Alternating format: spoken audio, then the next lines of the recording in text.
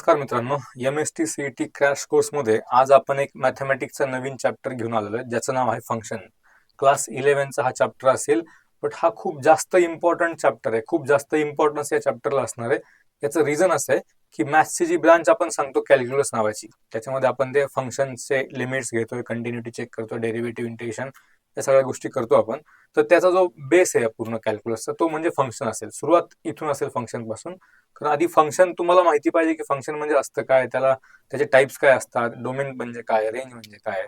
त्यानंतर तुम्ही त्या फंक्शनची लिमिट घेऊ शकताय, कंटिन्युटी चेक करू शकताय, डेरिव्हेटिव्ह घेणार आपण, इंटिग्रेशन घेणार आपण, हे सगळं फंक्शन बद्दलच करतो आपण पूर्ण. तर फंक्शन हा एक पूर्ण कॅल्क्युलसचा बेस असेल. तो जर माहिती नसेल तर आपल्याला पुढे जाऊन डेरिव्हेटिव्ह चॅप्टर मध्ये म्हणा किंवा ऍप्लिकेशन ऑफ डेरिव्हेटिव्ह मध्ये म्हणा त्याचे टाइप्स लागतील, कधी कधी ते माहितीच नसतील तर आपल्याला ते तिथे क्वेश्चन सॉल्व्ह करायला प्रॉब्लेम होणार आहे. सो हा जो चॅप्टर आहे हा खूप बेसिक पासून खूप एकदम क्विक आपण रिव्हिजन करून घेऊ. काय काय इम्पॉर्टंट पॉईंट्स आपल्याला पाहिजे त्या चॅप्टरचे ते डिस्कस करूयात. काय काय फॉर्म्युलेज असतील, काय काय टाइप्स असतील फंक्शनचे, डोमेन काढण्यासाठी काय करायचं असतं, रेंज काढण्यासाठी काय करायचं असतं, हे सगळं आपण डिस्कस आज एका क्विक रिव्हिजन मध्ये करून घेऊयात. ठीक आहे. सगळ्यात पहिले जे आहे ते फंक्शन आपल्याला डिफाईन करायचे की व्हॉट इज फंक्शन, फंक्शन म्हणजे काय असणार आहे. तर फंक्शन डिफाईन करायच्या आधी तुम्हाला रिलेशन माहिती असायला पाहिजे. एक सेट अँड रिलेशन नावाचा चॅप्टर आपण शिकलो ऑलरेडी, त्याच्यामध्ये आपण दोन सेट दाखवले होते. एक असं काहीतरी दाखवूयात आपण की आपल्याकडे जर एक सेट ए, ठीक आहे, हा एक सेट दाखवला मी, सेट ए, आणि आणखी एक सेट दाखवला सेट बी. हे दोन सेट आपल्याकडे आहेत, सेट ए आणि सेट बी. याच्यामध्ये काही इलेमेंट आहेत, 1 2 3 4 असे इलेमेंट याच्यामध्ये आहेत. आणि इकडे काय आहे की इकडे ABCDE असं दिलेलं आहे. ठीक आहे ना, इकडे पण इलेमेंट आहेत, इकडे लेटर्स आहेत, इकडे नंबर्स आहेत.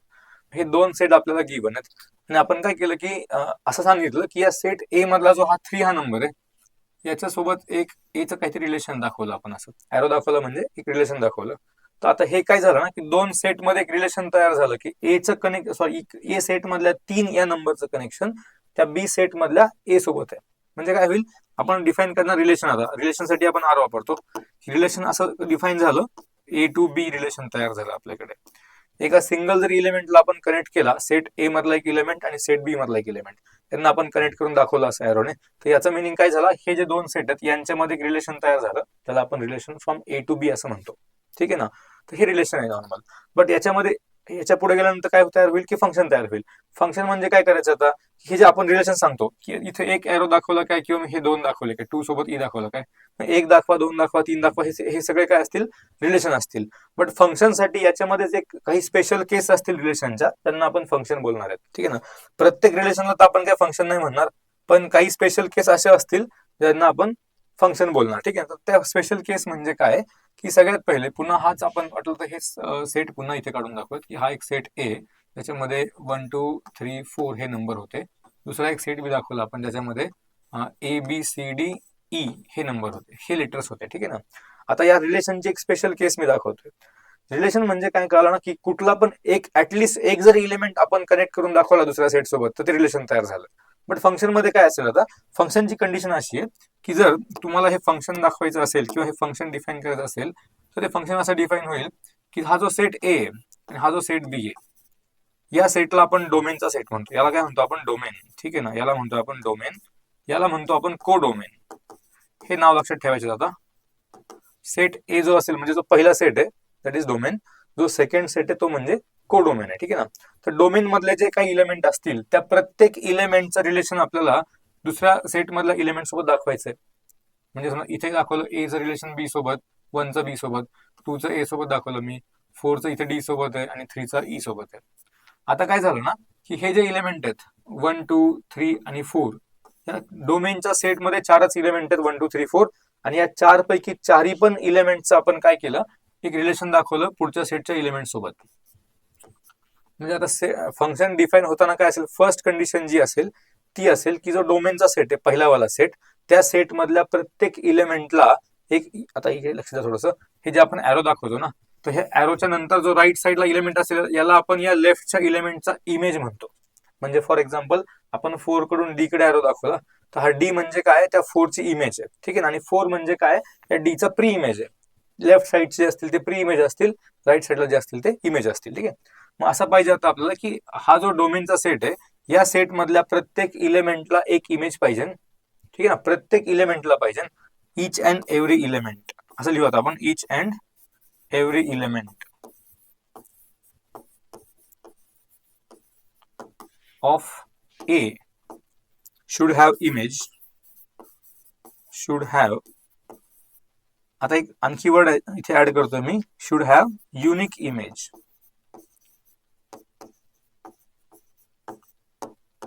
In B. देन हे फंक्शन डिफाईन होईल, function F from A to B. If असं लिहू आता इथे की if each and every element of set A have should have a unique image, and unique image, unique हा एक वर्ड हायलाइट करायला पाहिजे इथे, याला का आपण हायलाइट करून देऊ की इथे युनिक इमेज असायला पाहिजे. ठीक आहे ना. एक तर काय पाहिजे, पहिली कंडिशन आपण सांगितली इच अँड एव्हरी इलेमेंट, त्या सेट ए मधला प्रत्येक element, each and every element, त्या प्रत्येक इलेमेंटला एक युनिक इमेज असायला पाहिजे. म्हणजे इथून एकच एरो गेला पाहिजे, 4 पासून एकच एरो गेला. जर आपण 4 पासून अजून एक एरो घेऊन गेलो सी कडे, तर आता काय झालं ना की हा जो 4 इलेमेंट आहे, म्हणजे फर्स्ट कंडिशन सॅटिस्फाय झाली ऑलरेडी की इच अँड एव्हरी इलेमेंटला इमेज पाहिजे, एच्या प्रत्येक इलेमेंटला बी मध्ये इमेज पाहिजे.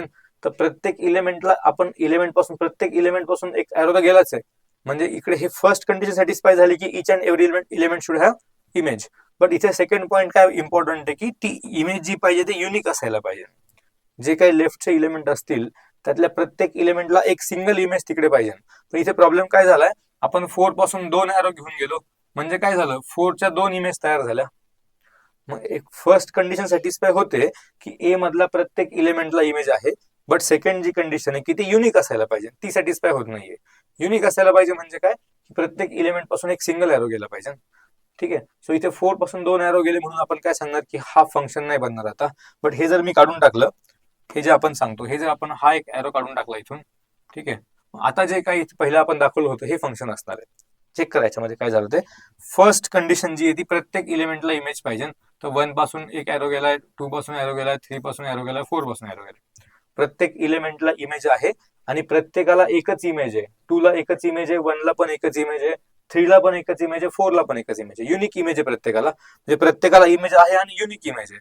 म्हणजे आपण याला काय सांगणार आता, हे फंक्शन असेल. आणि फंक्शन काय असणार याला आपण डिफाईन करणार आहेत from A to B. Function is defined from A to B. Function F म्हणणार फंक्शन साठी आपण फ्रॉम ए टू बी. इथे सांगितलं आपण रिलेशन, याला आपण रिलेशन म्हटलं होतो. हे रिलेशन म्हणजे काय असेल की इथे असं काही कंडिशन नाही की किती लोकांना इमेज पाहिजे तिकडे, म्हणून डोमेन मधला एक सिंगल जर इलेमेंट कनेक्ट केला आपण इकडे ई सोबत, तरी सुद्धा हा फंक्शन, तरी सुद्धा हे काय झालं, एक रिलेशन तयार झालं ए टू बी. इथे काही कंपल्सन नाही, कुठलीच कंडिशन याच्यामध्ये नसणार आहे. ठीक आहे ना. तर फंक्शन साठी 2 कंडिशन असतील की प्रत्येक इलेमेंटला इमेज असायला पाहिजे आणि ती पण युनिक इमेज असायला पाहिजे. ठीक आहे ना. प्रत्येकाला इमेज पाहिजे, युनिक पाहिजे, ही कंडिशन. असं असेल तर आपण त्याला काय बोलणार, फंक्शन बोलणार. ठीक आहे. इम्पॉर्टंट पॉईंट अजून याच्यामध्ये आणखी एक इम्पॉर्टंट पॉईंट काय की हा जो पहिला सेट असेल, हा वाला ए सेट, याला आपण बोलणार आहे डोमेन. जो सेकंड सेट आहे या सेटला काय म्हणायचंय, कोडोमेन. फर्स्ट जो सेट असेल तो डोमेनचा सेट आहे, सेकंड जो सेट आहे तो कोडोमेनचा सेट आहे. ओके. आणखी याच्यामध्ये कन्सेप्ट नवीन तयार होतो, तो म्हणजे रेंज. तर रेंज म्हणजे काय मग, ठीक आहे, रेंज डोमेन झाला, कोडोमेन झाला. तर रेंज म्हणजे काय सांगायचं आपल्याला, तर रेंज म्हणजे काय असेल पहा ना. आपण काय केलं बघा, पहिल्यांदा सुरुवातीपासून आपण लिहूयात की डोमेनचा जो सेट होता, डोमेनचा सेट आपण सांगितला, त्याच्यामध्ये काय काय होतं, 1 2 3 4. जो सेट ए तो म्हणजेच डोमेन आहे, पूर्ण सेट ए हा म्हणजेच सेट ए झाला. ठीक आहे. त्यानंतर कोडोमेनचा सेट काय सांगितलं आपण, कोडोमेन हे आपण सांगितलं सेट बी पूर्णच, म्हणजे A B C D E हा जो सेट आहे, हा सेट म्हणजे सांगितलं आपण सेट बी, कोडोमेनचा सेट. ठीक आहे. हा डोमेन, हा कोडोमेन. आता रेंज म्हणजे काय ते सांगायचं आहे आपल्याला. थर्ड जो कन्सेप्ट आहे तो रेंजचा आहे. सगळ्यात पहिले आपण आता एकदा रिवाइज करू पडलं ना काय केलं सुरुवातीपासून. एक तर आपण सांगितलं 2 सेटमध्ये रिलेशन. 2 सेटमध्ये रिलेशन म्हणजे काय असेल, कुठल्या पण एका जरी ऍटलिस्ट एका जरी इलेमेंटचा आपण इथे इमेज दाखवली तरी पण आपण त्याला काय बोलणार, रिलेशन बोलणार, ए टू बी. ठीक आहे. बट या रिलेशनच्या पुढे गेलो आपण नंतर इकडे फंक्शन साठी, की हा जो पहिला सेट ए सेट त्याला डोमेनचा सेट म्हणतो आपण. या डोमेन मधल्या प्रत्येक इलेमेंटला जर इमेज असेल आणि ती युनिक असेल तर आपण त्याला काय बोलणार आहेत, फंक्शन बोलणार आहेत. पहिल्या सेटला म्हणायचं डोमेन, सेकंड सेटला बोलायचं कोडोमेन. रिलेशन फंक्शन दाखवायचं एफ ने ए टू बी. ठीक आहे. हा सेट ए म्हणजे डोमेनचा सेट आहे, बी म्हणजे कोडोमेनचा सेट आहे. आता आपण त्यातला थर्ड पॉईंट चेक करतो की रेंज म्हणजे काय असेल की. आता रेंज म्हणजे काय की हा जो कोडोमेनचा सेट आहे, या कोडोमेन मधले जे काही इलेमेंट या रिलेशन मध्ये इन्व्हॉल्ड आहेत, या फंक्शन मध्ये इन्व्हॉल्ड आहेत, त्यांचा सेट. म्हणजे बघा इथे कोण कोण इन्व्हॉल्ड याच्यामध्ये, हा ए असेल, बी असेल, सी सोबत, सी ला कोणी प्री इमेज आहे का इथे, नाहीये. सी ला प्री इमेज नाही म्हणजे काय, सी हा त्या फंक्शन मध्ये इन्व्हॉल्वच नाही कुठेच. आपण रेंज मध्ये आपण सी ला नाही सांगणार. डी असेल, ई असेल, म्हणजे हा रेंज हा जो सेट तयार होणार तुमचा तो काय तयार होईल, ए कॉमा बी. आता सी ला आपण घेणार नाहीत, डी आणि ई. हा सेट काय झाला तयार, रेंज वाला सेट आहे हा, ही रेंज आहे. ठीक आहे.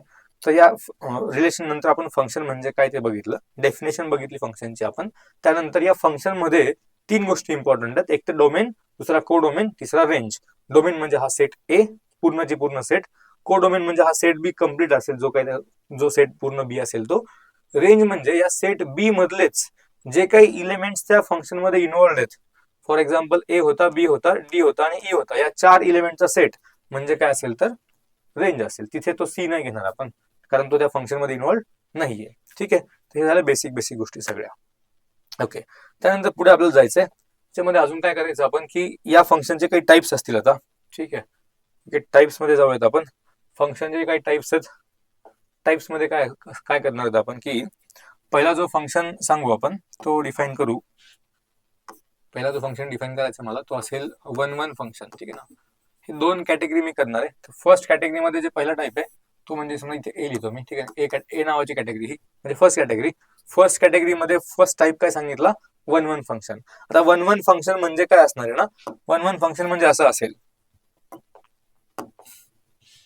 की समजा हा एक सेट आहे आणि हा एक सेट आहे.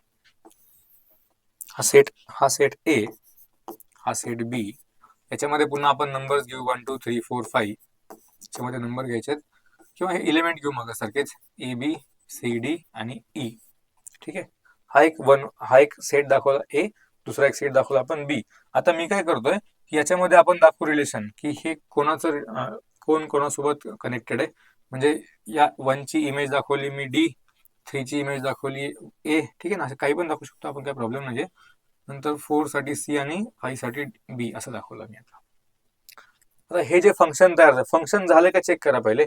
ए मधल्या प्रत्येक इलिमेंट पासून एक एरो गेलाय सिंगल सिंगल, म्हणजे प्रत्येक इलिमेंटला इमेज आहे आणि ती इक्वल आहे, सॉरी ती युनिक आहे. सिंगलच इमेज आहे ना. 5 ला एकच इमेज आहे, 4 ला पण एकच इमेज आहे, 3 ला पण एकच इमेज आहे, 2 ला पण एकच इमेज आहे, 1 ला पण एकच इमेज. म्हणजे प्रत्येक इलिमेंटला इमेज आहे आणि ती युनिक आहे, म्हणजे हे फंक्शन आहे. आता आणखी पुढे जाऊन याच्यामध्ये काय झालं चेक करायचंय, की हा जो सेट ए याच्यामधल्या प्रत्येक इलिमेंटची एक सेपरेट इमेज तयार झाली. म्हणजे असं कधी झालंच नाही की 2 इलिमेंट साठी एक सिंगल इमेज आहे. पण असं असं जर असं केलं असतं मी की या 5 ची जर इमेज ई दाखवली असती अशी इथे, मग त्या केसमध्ये काय झालं असतं की 2 ची पण इमेज ई आहे आणि 5 ची पण इमेज ई झाली. म्हणजे या 2 ला एक सेपरेट इमेज आहे, युनिक इमेज आहे. इथे प्रॉब्लेम फंक्शन साठी नाही, हे फंक्शन असणारच आहे. कारण 2 ला एक युनिक इमेज आहे, 2 पासून एकच एरो गेला, युनिक इमेज. 5 पासून पण एकच एरो गेला, हा जर नसेल समजा, हा थोड्या वेळासाठी हा नाही असं समजा, 5 पासून पण एकच एरो चाललाय, म्हणजे 5 ला पण एकच युनिक इमेज आहे. पण इथे काय झाला प्रॉब्लेम, की 2 ची इमेज आणि 5 ची इमेज दोन्ही पण एक सिंगल तयार झाल्या, एकच इमेज दोघांची आहे. असं होऊ शकतं. पण हे मग याला 1-1 नाही म्हणणार आपण. 1-1 फंक्शन म्हणजे काय पाहिजे आपल्याला, की प्रत्येक इलिमेंटला इमेज असायला पाहिजे, आपण हे सांगतो फंक्शनच्या डेफिनेशन मध्ये. दुसरी गोष्ट आपण सांगतो की ती युनिक असायला पाहिजे. ठीक आहे ना. आणि जर असं झालं आता की एका इलिमेंटची एकच इमेज आहे, तिथे काही 2 इलिमेंटची ए मधल्या 2 इलिमेंटची एक सिंगल इमेज असा काही प्रकार झाला नाहीये, प्रत्येकाची इमेज सेपरेट दिलेली आहे. तर याला आपण काय बोलणार, याला बोलणार आपण 1-1 फंक्शन. म्हणजे 1 to 1, 1 सोबत एकच इमेज, 2 सोबत वेगळी इमेज, 3 सोबत वेगळी इमेज, 4 सोबत डिफरंट, 5 सोबत डिफरंट. प्रत्येक इलिमेंटची डिफरंट इमेज आहे, कुठल्याच 2 इलिमेंटचे कॉमन आले नाहीये. असं काही झालं नाही म्हणजे याला काय बोलायचं, याला 1-1 फंक्शन बोलणार आपण. हे झालं 1-1 फंक्शन. ठीक आहे ना. दुसरा टाइप जो असेल तो काय असेल की मेन इव्हन फंक्शन. दुसरा काय असेल, main even function. Main even मध्ये काय होणार आता, हेच एक्झाम्पल घेऊ आपण, थोडं वेगळं दाखवू शकतो याला. ठीक आहे. की एक सेट ए आपल्याकडे, एक सेट बी आहे आपल्याकडे. याच्यामध्ये 1 2 3 4 5 दाखवले आपण. याच्यामध्ये A B C D E दाखवले. आता मी याचं मॅपिंग करतो, याला मॅपिंग म्हणतो आपण ना, की कोणासोबत कनेक्ट करायचं ते मॅपिंग म्हणतात त्याला. ए 1 सोबत डी केलाय, ठीक आहे ना, 2 सोबत ए केलाय, 4 सोबत पण ए केला, आता 3 सोबत सी कनेक्ट केला आणि 5 सोबत ई कनेक्ट केला. ठीक आहे. आता इथे जे काय तयार झालं ते थोडं लक्ष देऊन बघा काय झालं ते, की हा जो इलेमेंट 2 आहे, हा जो इलेमेंट 2 आहे, हा 2 इलेमेंट आणि 4 इलेमेंट या दोघांची पण इमेज आपण एकच दाखवली. आता हे फंक्शन आहे, प्रत्येकाला इमेज आहे, इकडच्या सेट ए मधल्या प्रत्येकापासून एरो गेला आणि तो सिंगल सिंगल गेला म्हणजे प्रत्येकाला एकच इमेज, युनिक इमेज आहे.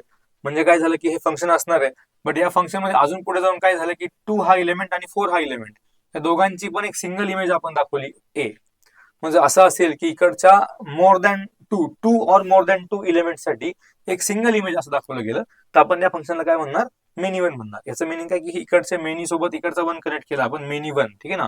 इथे इकडच्या वन सोबत इकडचा वनच कनेक्ट करणार आहेत, हे वन वन होणार. असं इथे काय असं 2 इलिमेंटची एक सिंगल इमेज असं होणार नाही, ते वन वन असेल.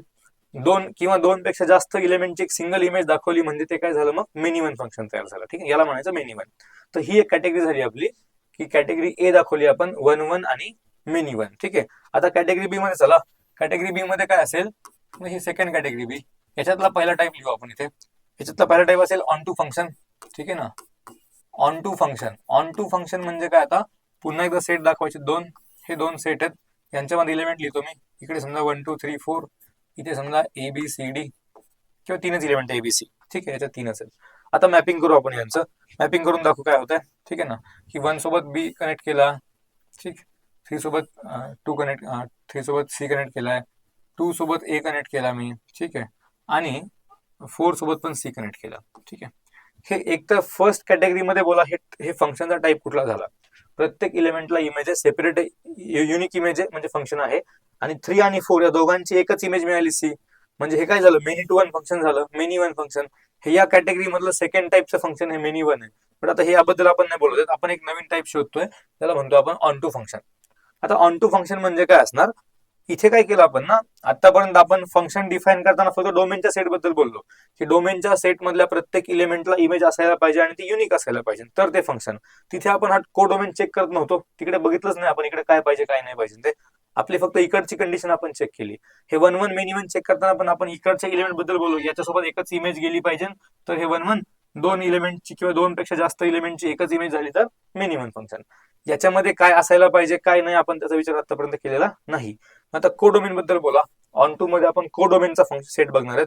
हा जो कोडोमेन आहे त्याच्यामध्ये लक्ष द्यावं लागेल आपल्याला आता हे चेक करण्यासाठी ऑन टू इंटू आहे की नाही. तर कोडोमेनच्या सेटमध्ये जर सगळेची सगळे इलिमेंट्स त्या फंक्शन मध्ये इन्व्हॉल्व असतील, म्हणजे इथे पहा ना, या ए ला पण प्री इमेज आहे, बी ला पण प्री इमेज आहे, सी ला सुद्धा 2 प्री इमेज आहेत. म्हणजे या सेट बी मध्ये जेवढे काही इलिमेंट आहेत त्या सगळ्या इलिमेंटला प्री इमेज आहेत, असं कोणी सुटला का इथे एक पण नाही. ठीक आहे ना, तर असं फंक्शन असेल की ज्याच्यामध्ये पूर्ण जो कोडोमेन आहे तो म्हणजेच रेंज तयार होतोय.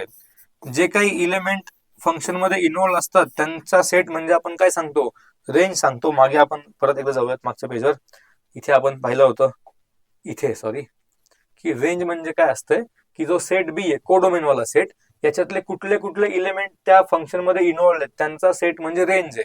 मग आता ऑन टू फंक्शन डिफाईन करताना आपण काय बोलतोय, की जर असं झालं की हा जो कोडोमेन आहे याच्यात जेवढे काही इलिमेंट आहेत ते सगळ्याची सगळे त्या फंक्शन मध्ये इन्व्हॉल्व आहेत. म्हणजेच काय तयार झाला कन्सेप्ट, की हा जो कोडोमेन आहे तो आणि रेंज हे दोन्ही पण सेट इक्वल झाले. जो कोडोमेन आहे तोच रेंज आहे पूर्णची पूर्ण. आता त्यातला कुठलाच इलिमेंट सोडायचा नाहीये, जेवढे इलिमेंट त्या कोडोमेन मध्ये आहेत तेवढे सगळे त्या रेंज मध्ये आहेत. असं असेल तर आपण काय म्हणणार याला, हे फंक्शन काय असेल तर हे फंक्शन ऑन टू फंक्शन असेल. ठीक आहे, हा एक पॉईंट झाला.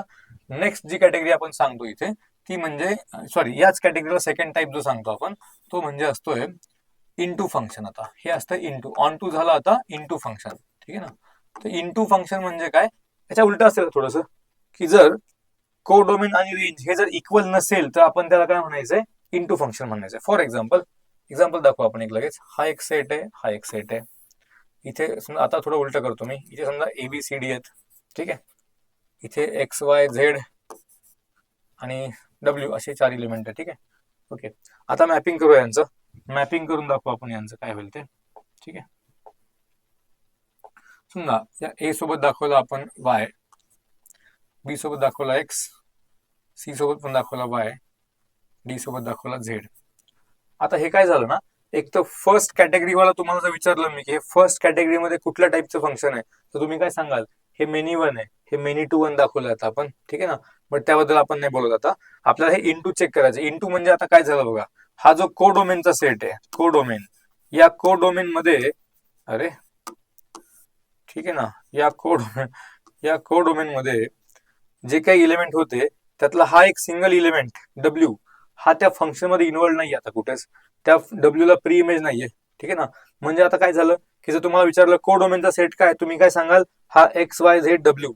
बट जर असं विचारलं रेंज सांगा, तर रेंज काय असेल, फक्त एक्स वाय झेड असेल. म्हणजे इथे कोडोमेन आणि तुमचं रेंज हे दोन्ही एकमेकाला इक्वल नाही आहेत. हे इक्वल नसतील तर आपण काय सांगायचं, हे फंक्शन काय मग इंटू फंक्शन आहे. इक्वल नसतील तर इंटू फंक्शन असेल, इक्वल असतील तर काय असेल ते ऑन टू फंक्शन असेल. सो या दोन कॅटेगरी आपण बघितल्या. फर्स्ट कॅटेगरीमध्ये वन वन आणि मेनी वन, सेकंड कॅटेगरीमध्ये काय असेल तर ऑन टू आणि इंटू फंक्शन असेल. ठीक आहे. नेक्स्ट पार्टकडे जाऊया आता आपण. काही फंक्शनचे काही टाइप्स असतात, वेगळे स्पेशल टाइपचे फंक्शन असतील जे की आपल्याला इम्पॉर्टंट आहेत. ते आपण डिफरंट फंक्शन पाहणार आहेत काय असतील ते. सगळ्यात पहिलं जे आपल्यासाठी इम्पॉर्टंट फंक्शन आहे ते म्हणजे आहे मॉड्युलस फंक्शन. ठीक आहे. हे मॉड्युलस फंक्शन म्हणजे काय असतं, आपण याला असं डिफाईन करतो पहा, F of X equals to mod X असं आपण याला डिफाईन करतो. आणि मॉड आपण बऱ्याचशा चॅप्टर मध्ये हा मॉड यूज केलेला आहे.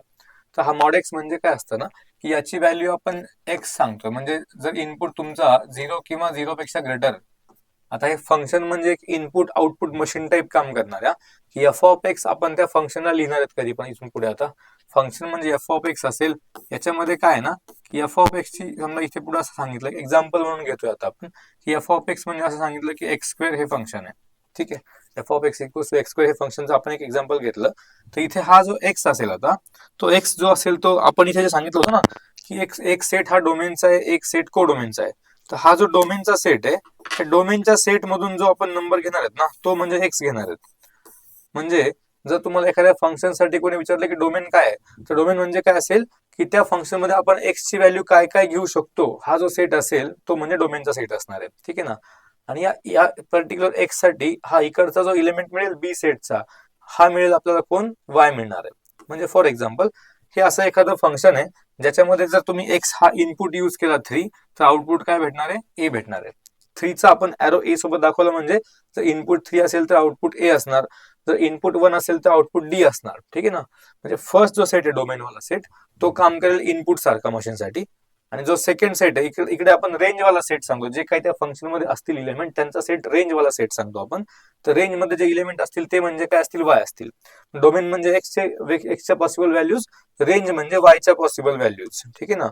एक्स म्हणजे इनपुट आहे, वाय म्हणजेच त्या इनपुट साठीचा आउटपुट आहे. ठीक आहे. हे लक्षात ठेवायचं. आता कुठलं पण फंक्शन याच फॉर्मॅटमध्ये काम करणार.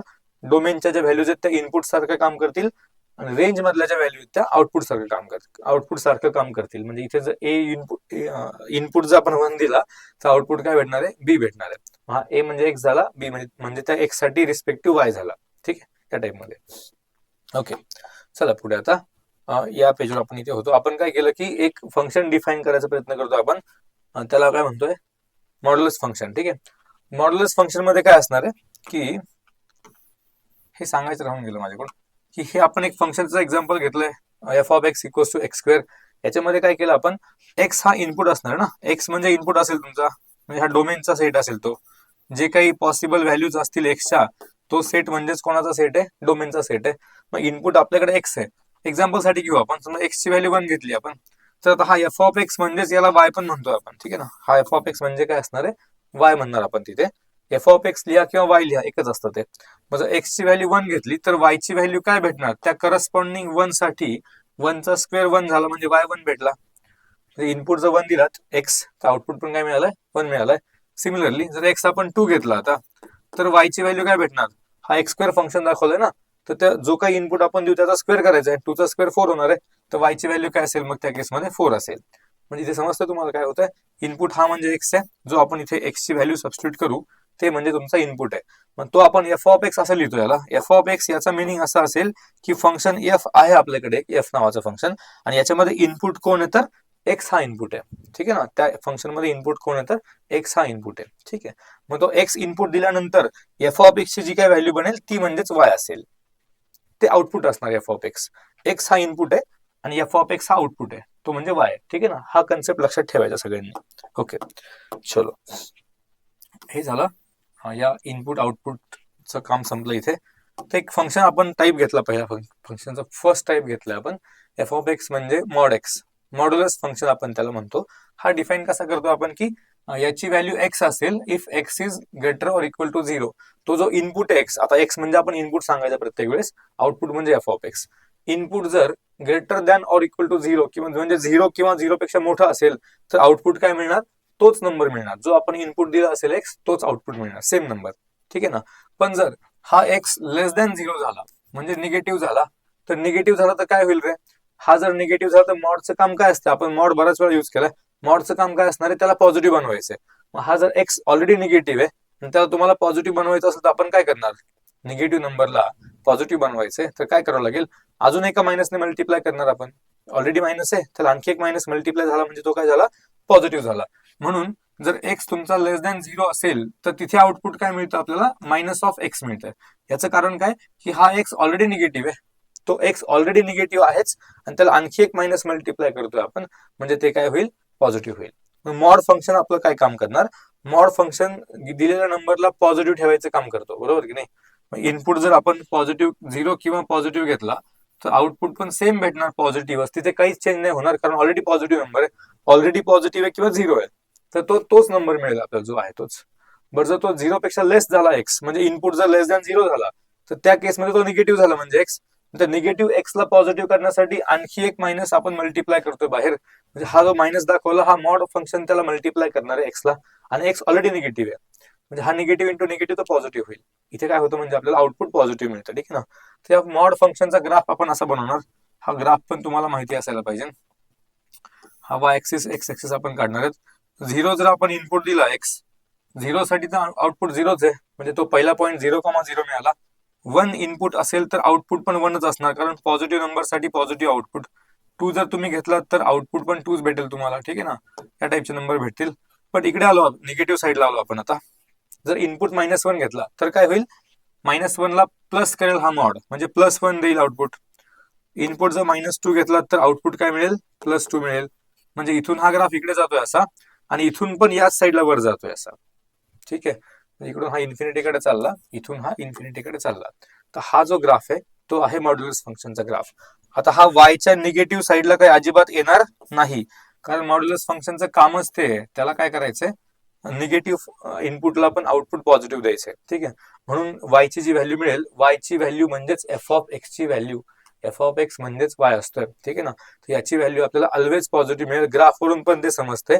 हा एक्स ऍक्सिस आहे आणि आपला पूर्ण ग्राफ एक्स ऍक्सिसच्या वरती आलाय. ठीक आहे ना, हा जो ग्राफ आपण काढलाय आता तो पूर्ण ग्राफ एक्स ऍक्सिसच्या वरच्या साईडला आहे. वरच्या साईडला म्हणजे positive side of Y axis, तो पूर्ण पॉझिटिव्ह साईडला आहे वायच्या, म्हणजेच वायची व्हॅल्यू ऑलवेज ग्रेटर दॅन 0 असेल, 0 किंवा 0 पेक्षा ग्रेटर असेल.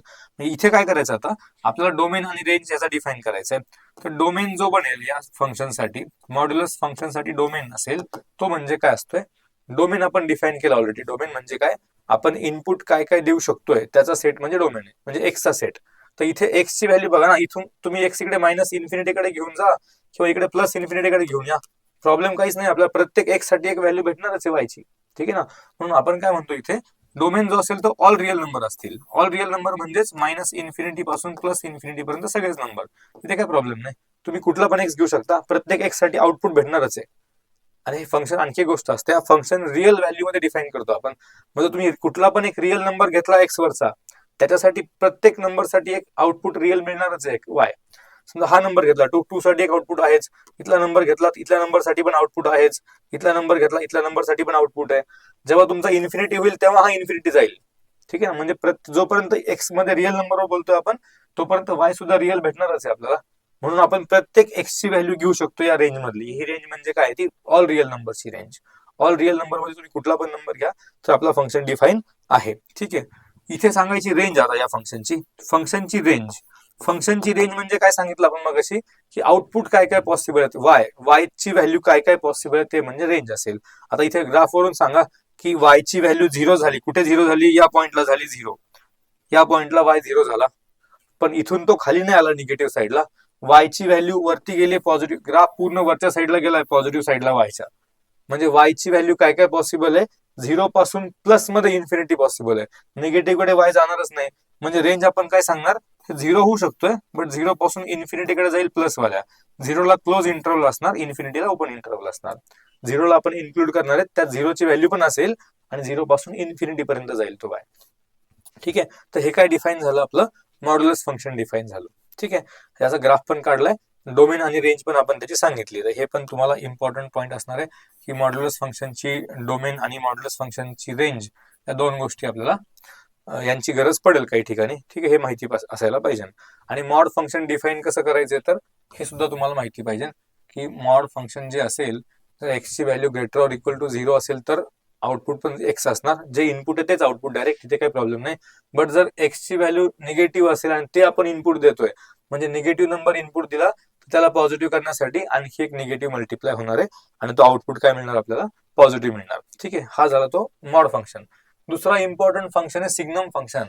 आता सिग्नम फंक्शन मध्ये काय असतं की एफ ऑफ एक्स आपण असा डिफाईन करतो, एफ ऑफ एक्स म्हणजेच काय मॉड एक्स अपॉन एक्स असं आपण त्याला डिफाईन करतो. ठीक आहे ना, इथे पुन्हा काय कन्सेप्ट आला, मॉड एक्स आला वरती, म्हणजे मॉड एक्स मध्ये काय होईल, जर हा एक्स 0 दिला आपण, किंवा आपण आधी पॉझिटिव्ह वाला नंबर बोलू, if X is greater than 0 म्हणजे एक्स हा जर पॉझिटिव्ह नंबर असेल तर काय होईल, परत एकदा लिहू आपण ते नीट. जर हा एक्स पॉझिटिव्ह असेल तर आता काय होईल ना की तो मॉड पॉझिटिव्ह पण होणार, तिथे काही निगेटिव्ह बनणार नाही बाहेर. पॉझिटिव्ह इनपुट असेल तर पॉझिटिव्ह आउटपुट, हे बघितलं आपण ऑलरेडी. ठीक आहे ना, म्हणजे एक्स जर पॉझिटिव्ह असेल तर तो वरती एक्स होईल फक्त पॉझिटिव्ह एक्स, आणि एक्स अपॉन एक्स काय मिळणार आहे, व्हॅल्यू 1 मिळणार आहे इथे. ठीक आहे, जो काही एक्स असेल ग्रेटर दॅन 0 त्यासाठी सिग्नम फंक्शनचा आउटपुट काय मिळणार, 1 मिळणार. आता हाच जर एक्स आपण इक्वल टू 0 केला तर काय होईल, तरी सुद्धा प्रॉब्लेम नाही या मॉडला, तो 0 इनपुट दिला की आउटपुट पण 0 देणार, तिथे काय प्रॉब्लेम नाही. तर 0 अपॉन एक्स काय होईल, तो पण 0 होईल, या केसमध्ये हा 0 होणार आहे. ठीक आहे ना, पण जर एक्स ची व्हॅल्यू निगेटिव्ह केली, आता लेस दॅन 0 बनवली, आता हा मॉड काय करणार, या निगेटिव्ह एक्सला पॉझिटिव्ह बनवण्यासाठी आणखी एक मायनस वाला मल्टिप्लाय करणार, म्हणजे मॉड कसा ओपन होईल, मायनस मध्ये ओपन होईल, मायनस एक्स. ठीक आहे ना, मग हा मायनस एक्स झाला की मायनस एक्स अपॉन एक्स म्हणजेच काय होईल, ते -1. इथे काय तयार झालं, -1. हे 3 आपण कंडिशन सांगितल्या की एक्स ची व्हॅल्यू काय असेल तर आउटपुट काय मिळणार आहे. मग ग्रेटर दॅन 0 कुठला पण नंबर आपण घेतला इन्फिनिटी पर्यंतचा, तरी पण आउटपुट काय भेटणार, 1 भेटणार. एक्स इक्वल टू 0 झाला एक्झॅक्ट तर आन्सर पण 0 आहे. आणि एक्स जर लेस दॅन 0 म्हणजे निगेटिव्ह नंबर भेटला, कुठला पण निगेटिव्ह इन्फिनिटी पर्यंत गेलो आपण, तरी पण तिथे आउटपुट काय मिळणार आहे, -1 मिळणार आहे. तर हे असं तुमचं फंक्शन असेल. मग याचा ग्राफ कसा काढू आपण, याचा ग्राफ काढू तिथे लगेच. समजा हा एक्स आणि वाय एक्सिस दाखवला.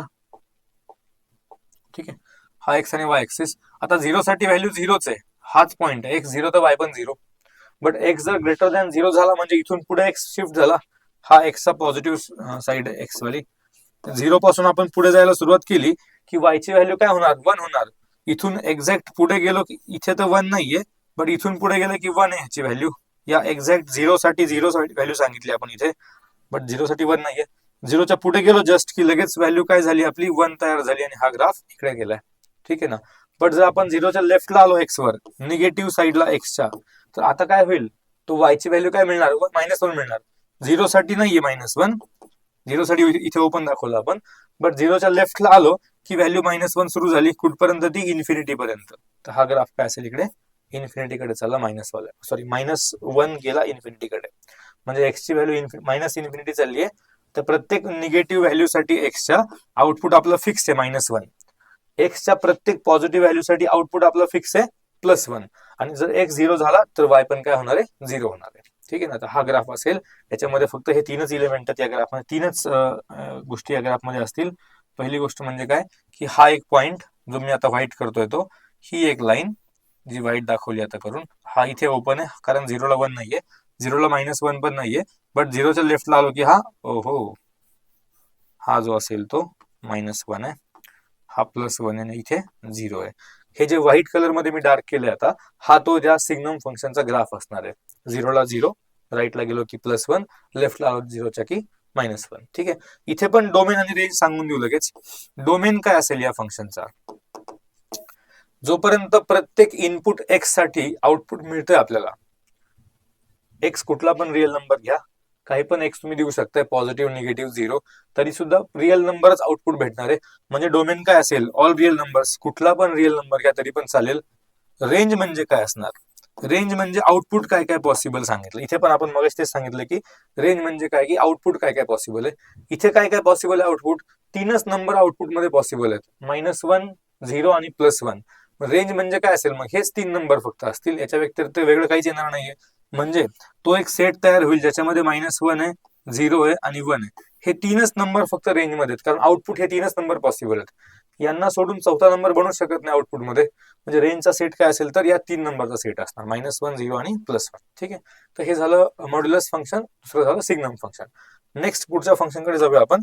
नेक्स्ट जे फंक्शन आहे ते म्हणजे आहे ग्रेटेस्ट इंटिजर फंक्शन. ओके, हे इम्पॉर्टंट असेल जास्त. आता ग्रेटेस्ट इंटिजर फंक्शन आपण असं डिफाइन करतो की तो एफ ऑफ एक्स म्हणजे काय असेल, स्क्वेअर रूट बॉक्सच्या आतमध्ये आपण एक्स दाखवायचा आहे. एक स्क्वेअर बॉक्स दाखवणार आपण, स्क्वेअर ब्रॅकेट वाला बॉक्स, असा स्क्वेअर ब्रॅकेट. हे स्क्वेअर ब्रॅकेटच्या आतमध्ये एक्स म्हणजेच काय असेल, ग्रेटेस्ट इंटिजर फंक्शन असेल. ठीक आहे ना. आता हे ग्रेटेस्ट इंटिजर फंक्शन म्हणजे काय, की जर तुम्ही याच्यामध्ये एक्स ची व्हॅल्यू काहीतरी इंटिजर नंबर दिलात, समजा 0 दिलात, म्हणजे इनपुट 0 दिलात, फंक्शनचं नाव काय बघा, ग्रेटेस्ट इंटिजर फंक्शन. म्हणजे याचा आन्सर ऑलवेज काय असणार आहे, इंटिजर असणार आहे. ग्रेटेस्ट इंटिजर नावच ग्रेटेस्ट इंटिजर आहे, म्हणजे आउटपुट ऑलवेज इंटिजर असणार. म्हणजे तुम्ही ऑलरेडी पहिली केस मी सांगतोय की फर्स्ट केस मध्ये काय केलं आपण, की जो त्याच्या आतमध्ये इनपुट द्यायचा एक्स, तो जर इंटिजर घेतला 0, तर तो ऑलरेडी इंटिजर आहे, तिथे काय प्रॉब्लेम नाही. आपल्याला आउटपुट आपल्याला इंटिजर द्यावं लागणार आहे. तर ऑलरेडी इनपुट जर इंटिजर असेल तर आउटपुट पण काय असणार, इंटिजरच असणार.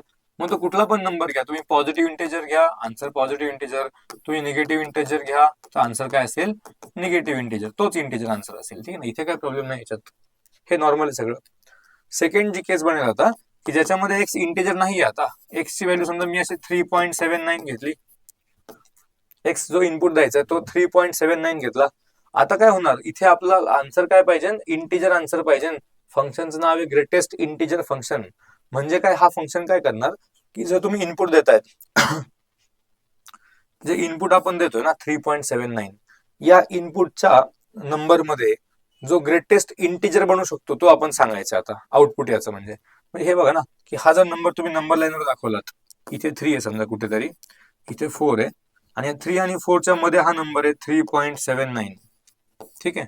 मग एका नंबर लाईनवर जर आपण चाललो, लेफ्ट कडून राईट कडे चाललो असं इकडून इकडे, तर हा या नंबरला पोहोचेपर्यंत, या नंबरला पोहोचायच्या आधी, या नंबरच्या लेफ्ट साईडला म्हणजे जो कोणी ग्रेटेस्ट इंटिजर असेल, जो कोणी ग्रेटेस्ट इंटिजर असेल, तो आपला याचा आउटपुट असणार आहे.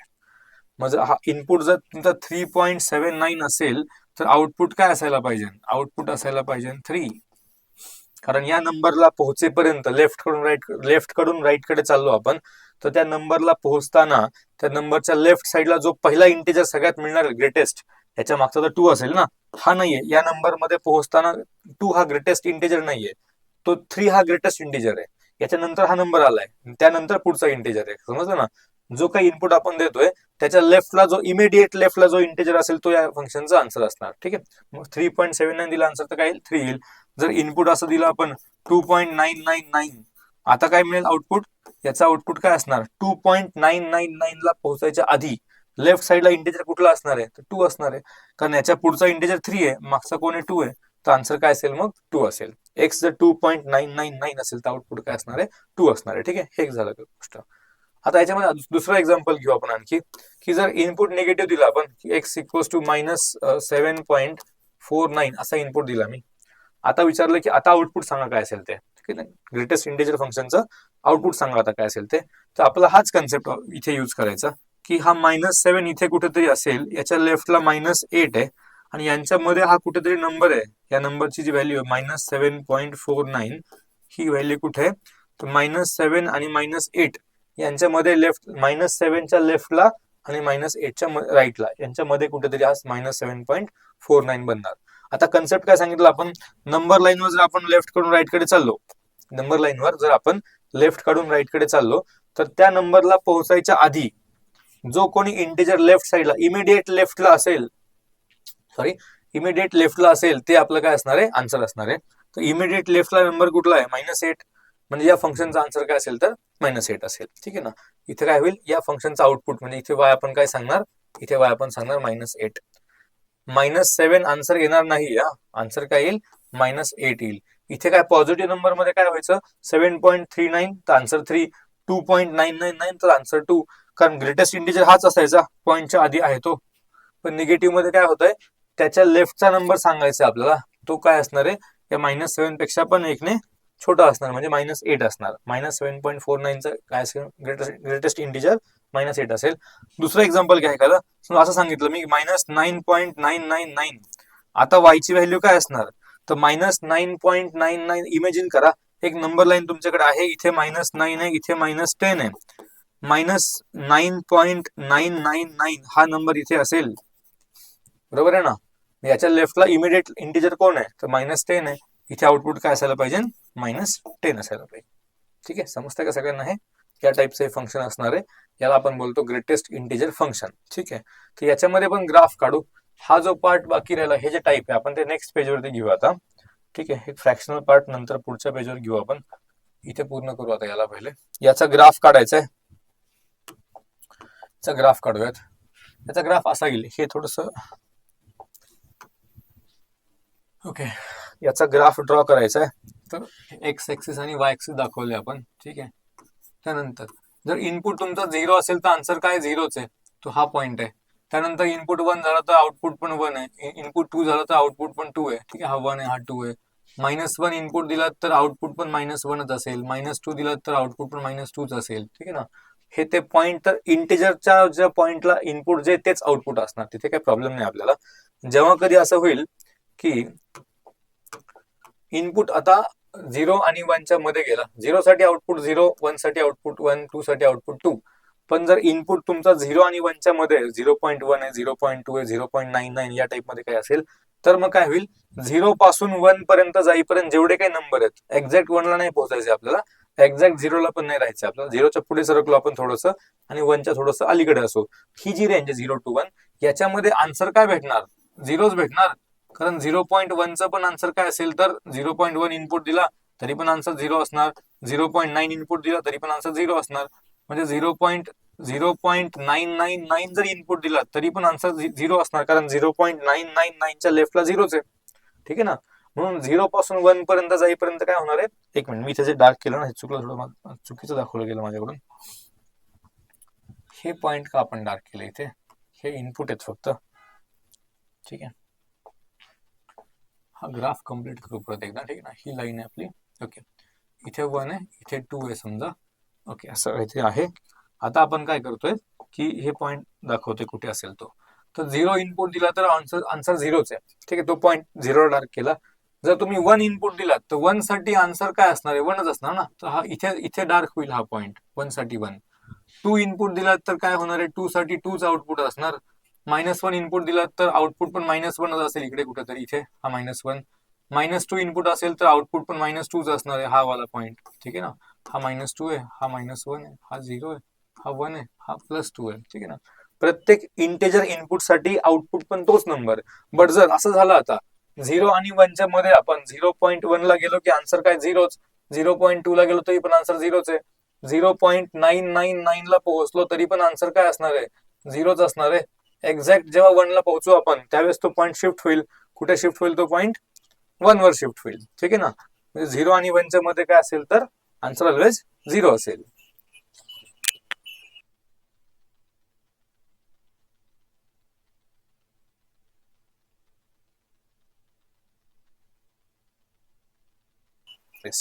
ठीक आहे, तर हे काय झालं, 0 आणि 1 च्या मध्ये 0 मिळालं. आता 1 आणि 2 कडे चला. 1 आणि 2 च्या मध्ये काय होईल, 1 पासून पुढे गेलो तरी पण आन्सर 1च असणार. ठीक आहे ना, हा ग्राफ याच लाईन वरती राहील. 2 ला जेव्हा एक्झॅक्ट पोहोचू आपण त्यावेळेस तो शिफ्ट झाला, पॉइंट कुठे 2 ला शिफ्ट झाला वरती. 1 पासून 2 पर्यंत जाईपर्यंत 1.1, 1.2, 1.99 पर्यंत व्हॅल्यू तीच राहणार आहे. तसं मागे पण या की -1 साठी एक्झॅक्ट -1 व्हॅल्यू आहे, बट -1 पासून 0 पर्यंत जाईपर्यंत व्हॅल्यू काय राहील, -1. म्हणजे हा ग्राफ असा राहणार इथे. ज्यावेळेस तुम्ही एक्झॅक्ट 0 ला पोहोचताल त्यावेळेस तो पॉइंट वरती शिफ्ट झाला. त्याच्या मागे पण तसंच आहे, -2 पासून 1 पर्यंत येताना सेम व्हॅल्यू राहणार आहे. इथे आलो की तो ग्राफ शिफ्ट झाला वरच्या पॉइंटला. म्हणजे हा जो तयार करतोय आता आपण ग्राफ, हा ग्राफ काय रिप्रेझेंट करतोय आपल्याला, ग्रेटेस्ट इंटिजर फंक्शन रिप्रेझेंट करतोय. 2 ला ती व्हॅल्यू 2 ला गेली, पण 2 पासून 3 कडे जाताना काय होणार आहे, 2 पासून 3 कडे जाताना काय होईल, 2 पासून 3 पर्यंत पोहोचेपर्यंत व्हॅल्यू सेम राहील 2. जेव्हा आपण एक्झॅक्ट 3 ला पोहोचू त्यावेळेस तो पॉइंट वरती शिफ्ट होणार आहे 3 ला. कळतंय ना. या टाइप मध्ये हा ग्राफ असेल, याला स्टेप फंक्शन म्हणतो आपण, की step step step by step वरती जातोय आपण तिथे. -2 to -1, -1 to 0, 0 to 1, 1 to 2, 2 to 3 असं चाललोय आपण. तर हा ग्राफ कोणाचा तयार झालाय? ग्रेटेस्ट इंटिजर फंक्शनचा तयार झालाय. ठीक आहे ना. आता याच्यामध्ये पण डोमेन आणि रेंज सांगून द्यायचं लगेच काय असेल ते. थोडी जागा करू इथे आपण. याचा पण डोमेन आणि रेंज सांगायचं आपल्याला काय असेल. ठीक आहे. अरे डोमेन बोला. डोमेन सांगताना आपण काय चेक करायचं की आपण एक्स ची व्हॅल्यू काय काय घेऊ शकतोय, जेणेकरून आपल्याला आउटपुट पण रिअल नंबर भेटला. एक्स रिअल घेणार, वाय पण रिअल मिळाला पाहिजे. मग एक्स ची काय काय व्हॅल्यू घेता येईल ज्याचा आन्सर रिअल मिळणार आहे. तर तुम्ही एक्स इकडे -इन्फिनिटी पर्यंत काही पण घ्या, इकडे +इन्फिनिटी पर्यंत काही पण घ्या, आपल्याला प्रॉब्लेमच नाही काहीच. आउटपुट तर ऑलवेज रिअल नंबर असणारच आहे. म्हणजे डोमेन काय असेल तर ऑल रिअल नंबर असतील. आणि रेंज म्हणजे काय असतंय? रेंज म्हणजे आपण सांगतो की आउटपुट काय काय पॉसिबल आहेत. आउटपुट काय पॉसिबल आहेत? या फंक्शन मध्ये तुम्ही इनपुट काही पण द्या, आउटपुट काय मिळणार आहे? इंटिजर नंबर मिळणार आहे. म्हणजे आउटपुट काय असेल तर इंटिजर्स असतील आउटपुट. मायनस निगेटिव्ह पण असतील, 0 पण असेल आणि पॉझिटिव्ह इंटिजर पण असतील. म्हणजे रेंज काय असेल तर याची इंटिजर्स असतील, ऑल इंटिजर्स. ठीक आहे. तर हे झालं डोमेन आणि रेंज. नेक्स्ट आपण जाऊया आता. एक आपलं फंक्शन आपण मगाशी तो नंतर लिहू असं सांगितलं पुढच्या स्लाइड वरती. तर ते फंक्शन काय होतं? फ्रॅक्शनल पार्ट फंक्शन होतं. ते होतं fractional part function. Fractional part. Fractional part function म्हणजे काय असणार ना? आता ग्रेटेस्ट इंटिजर सांगितला, तसं हे दाखवणार आपण F of X equals to curly bracket मध्ये एक्स. तर हे झालं फ्रॅक्शनल पार्ट फंक्शन. ठीक आहे. फ्रॅक्शनल पार्ट मध्ये काय असेल की समजा एक तुम्ही इनपुट दिलात तर समजा 7.47. तर याच्यामधला फ्रॅक्शनल पार्ट याला डिफाईन पण करू आपण. हा म्हणजेच असा डिफाईन करायचा की जो नंबर गिवन आहे आपला इनपुट जो एक्स आहे त्यामधून आपण मायनस करणार त्या नंबरचा ग्रेटेस्ट इंटिजर. आणि हे म्हणजेच काय असेल तर फ्रॅक्शनल पार्ट फंक्शन असेल. जो काही तुम्हाला नंबर इनपुट दिलाय त्या नंबर मधून मायनस करून करायचा आहे, त्याचा ग्रेटेस्ट इंटिजर मायनस करायचा आहे. तर तुम्हाला काय भेटेल? त्याचा फ्रॅक्शनल पार्ट भेटेल. फॉर एक्झाम्पल घेतला आपण इथे एक्स इक्वल टू 7.47. आता तो त्याचा तुम्हाला फ्रॅक्शनल पार्ट जर काढायचा असेल तर तुम्ही काय करायचंय? हा जो एक्स आहे, जो एक्स गिवन आहे म्हणजे 7.47, यातून मायनस काय करणार तुम्ही? 7.47 चा ग्रेटेस्ट इंटिजर मायनस करणार. म्हणजे काय भेटेल आता इथे भेटेल काय? याचा आन्सर काय 7 असणार ना. 7.47 ग्रेटेस्ट इंटिजर 7 असणार. म्हणजे यातून 7 मायनस झाला म्हणजे काय भेटलं आपल्याला? 0.47. तर हा जो पॉइंट नंतरचा पार्ट आहे हा त्याचा आउटपुट असणार आन्सर. पण हे कोणासाठी? पॉझिटिव्ह नंबरसाठी. जर नंबर निगेटिव्ह घेतला आपण, समजा दुसरा एक्झाम्पल घेतला, एक नंबर घेतला -3.74. ठीक आहे. इनपुट काय निगेटिव्ह आहे. आता फ्रॅक्शनल पार्ट फाइंड करताना काय लिहिणार आपण? पुन्हा एकदा जो नंबर आहे तोच नंबर -3.74, यातून मायनस कोण करायचा असतो? त्याचा ग्रेटेस्ट इंटिजर. -3.74 चा ग्रेटेस्ट इंटिजर. इथे चेक करा आता काय होईल ते. हे -3.74 मायनस याचा ग्रेटेस्ट इंटिजर कोण भेटणार आहे? निगेटिव्ह नंबर मध्ये काय बघितलं आपण? त्याच्या लेफ्टचा नंबर मिळतो म्हणजे -4 असेल. याचा आन्सर काय होईल? -4. बट इथे मायनस मायनस प्लस होणार म्हणजे -3.74 + 4. ठीक आहे ना. म्हणजे आन्सर काय मिळेल? 4 मधून 3.74 मायनस झाले म्हणजे 0. काय राहिलं? 26 राहिलं. हे तुमचं आन्सर झालं फ्रॅक्शनल पार्ट फंक्शनचं. इथे असं होणार नाही की निगेटिव्ह नंबर मध्ये असं नाही होणार की पॉइंट नंतर जो नंबर आहे तेच आपला आन्सर आहे. असं फक्त कधी होणार? ते पॉझिटिव्ह नंबर साठी तो पॅटर्न असेल की पॉइंट नंतर जे काय आहे ते तुमचं सरळ सरळ तेच फ्रॅक्शनल पार्टचं आन्सर असणार. ठीक आहे. बट इथे काय होईल? निगेटिव्ह नंबर साठी काय होणार की तो जो निगेटिव्ह नंबर आहे त्याच्या तुम्हाला पुढचा नंबर घ्यावा लागेल. म्हणजे -3.7 जर तुम्ही इनपुट घेतायत तर याच्या पुढचा म्हणजे त्याचा तो लेफ्ट वाला तो -4 त्याला प्लस मध्ये बनणार तो मायनस मायनस इथे जाऊन, आणि मग 4 मधून तो मायनस होणार हा नंबर. थोडक्यात काय करा, म्हणजे तुमच्याकडे 3.7 नाही तर 4 मधून हा नंबर मायनस करा. तुम्हाला जर असं सांगितलं एक्स म्हणजे मला घ्यायचं -7.97, तर काय करावं लागेल तुम्हाला? मग -7.97 कुठे चालला? लेफ्टला -8 कडे चाललो ना आपण. तर 8 मधून हा नंबर मायनस करा. म्हणजे हा जो नंबर आहे 7, या 7च्या पुढचा नंबर 8, त्यातून हा नंबर पूर्णवाला नंबर मायनस करायचा आहे. -3.74, 3च्या पुढचा नंबर 4, 4 मधून हा नंबर मायनस केला आपण, तर काय भेटणार? Greatest integer fractional part function भेटणार, त्याचा आउटपुट भेटणार. ठीक आहे ना. तर हा एक इम्पॉर्टंट पॉईंट आपल्यासाठी असेल की फ्रॅक्शनल पार्ट फंक्शन कसं फाइंड करणार आपण. तर x minus greatest integer of x हा त्याचा फॉर्म्युला असेल. ठीक आहे ना. याच्यामध्ये पण इनपुट आपण काही पण देऊ शकतोय. सो डोमेन काय असेल याचा? डोमेन तर असेल ऑल रिअल नंबर्स, इथे प्रॉब्लेमच नाही, काही इनपुट काही पण द्या, आउटपुट तर मिळणारच आहे. बट आता आउटपुट काय मिळणार आहे, रेंज म्हणजे रेंज मध्ये काय असेल, आउटपुट ऑलवेज चेक करा. आता तुम्ही इथे इथे पण बघा, इथे आन्सर काय आला आपलं 0.47, इथे आन्सर काय आला 0.26, 0 पॉईंट समथिंग काहीतरी आन्सर येणार, कारण याचं नावच फ्रॅक्शनल पार्ट आहे. याचा आन्सर कधी इंटेजर येणार नाही. समजा तुम्हाला इनपुट इंटेजर दिला, असं सांगितलं की x इक्वल्स टू 5 घ्यायचं आहे आपल्याला. आता याच्यामधला सांगा फ्रॅक्शनल पार्ट काय आहे, तर याच्यामध्ये 5 म्हणजे हा 5.00 आहे ना, म्हणजेच काय झालं ते, त्याचा फ्रॅक्शनल पार्ट 0 झाला, 0 झाला म्हणजे डायरेक्ट 0.00 म्हणजे काय, झिरोच येते, 0.00. म्हणजेच काय होणार की या रेंजमध्ये इंटेजरचं आउटपुट येणारच नाही कधीच, कारण इनपुट जरी तुम्ही इंटेजर दिलात तर आउटपुट 0 भेटणार आहे. मग त्या केसमध्ये कळते ना, आउटपुट काय भेटणार आहे, 0 भेटणार आहे. म्हणजे मिनिमम व्हॅल्यू काय होऊ शकते फंक्शनची, 0 होऊ शकते. मॅक्सिमम व्हॅल्यू काय होऊ शकते, फ्रॅक्शनल पार्ट फंक्शन मध्ये मॅक्सिमम व्हॅल्यू काय होऊ शकते, तर फ्रॅक्शनल पार्ट काय होईल, 1 तर होणार नाही ना, तो इंटेजर झाला, फ्रॅक्शनल पार्ट सांगू शकत नाही आपण त्याला. मग आपण याची रेंज सांगतो 0 to 1 पर्यंत, 0 आणि 1 च्या मध्ये असेल ही रेंज. म्हणजे फ्रॅक्शनल पार्ट सांगताना आपण काय सांगायचं, 0 पॉईंट समथिंग काही तिथून सुरुवात होईल, पण तो एक्झॅक्ट 1 पण नाही होणार ना, एक्झॅक्ट 1 झाला तर तो इंटेजर तयार झाला परत एकदा, म्हणजे तो 1 तर होणार नाहीये. म्हणजे फ्रॅक्शनल पार्टची रेंज काय असेल, ऑलवेज 0 आणि 1 च्या मध्ये असेल. ठीक आहे ना, 0 पेक्षा मोठा असेल तो, 1 पेक्षा तो छोटा असेल, हा फ्रॅक्शनल पार्टचा आउटपुट असणार. म्हणजे रेंज तयार झाली 0 to 1. इनपुट काही पण चालेल, डोमेन आपला ऑल रिअल नंबर असेल, आणि आउटपुट काय असेल तर 0 to 1 काही पण असेल. ठीक आहे, हे झालं मग फ्रॅक्शनल पार्ट फंक्शन. ओके, त्यानंतर पुढचं फंक्शन आपल्याला बघायचं आहे इव्हन आणि ऑड फंक्शन. हा टाइप आपल्याला बघायचा आहे, हा पण इम्पॉर्टंट आहे. याच्यामध्ये काय सांगतो आपण, ही एक फंक्शन समजा एफ ऑफ एक्स, हे फंक्शन तुम्हाला गिव्हन आहे, आणि तुम्ही एक फंक्शन बनवलं ज्याच्यामध्ये इनपुट एक्सच्या ऐवजी काय केला, -x दिला. आता जिथे कुठे एक्स इनपुट द्यायचा आहे त्या जागेवर काय करायचं आपण, -x इनपुट द्यायचा.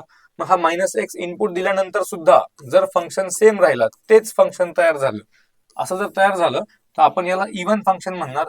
हे काय, हा काय टाईप असेल, इव्हन फंक्शनचा टाईप असेल. बट जर असं काही झालं की इनपुट -x दिला आणि आउटपुट मध्ये minus of F of x तयार झाला, म्हणजे ओरिजिनल जो एफ ऑफ एक्स आहे याचा निगेटिव्ह तयार झाला. आता कळलं ना, तोच फंक्शन सेम फंक्शन मिळाला तर त्याला इव्हन फंक्शन बोलणार आपण. बट जर तो त्या फंक्शनचा निगेटिव्ह भेटला आपल्याला, तर आपल्याला काय म्हणायला लागेल, याला या टाईपच्या फंक्शनला आपण काय म्हणायचंय, याला म्हणायचंय ऑड फंक्शन. हे काय, तर हे ऑड फंक्शन आहे, इव्हन आणि ऑड फंक्शन. ठीक आहे, हे दोन टाईपचे फंक्शन असतील. एक्झाम्पल आपण यांचे बघूयात. समजा असं फंक्शन घेतलं मी, F of X equals to x⁴. आता काय करायचं मला, हे इव्हन आहे की ऑड चेक करायचंय. मग मी काय करणार, इथे लिहिणार एफ ऑफ -x. त्याचा मिनिंग काय होईल, या फंक्शनच्या जिथे कुठे एक्स असेल तिथे मला काय लिहायचं, आता इनपुट काय द्यायचंय, -x द्यायचंय.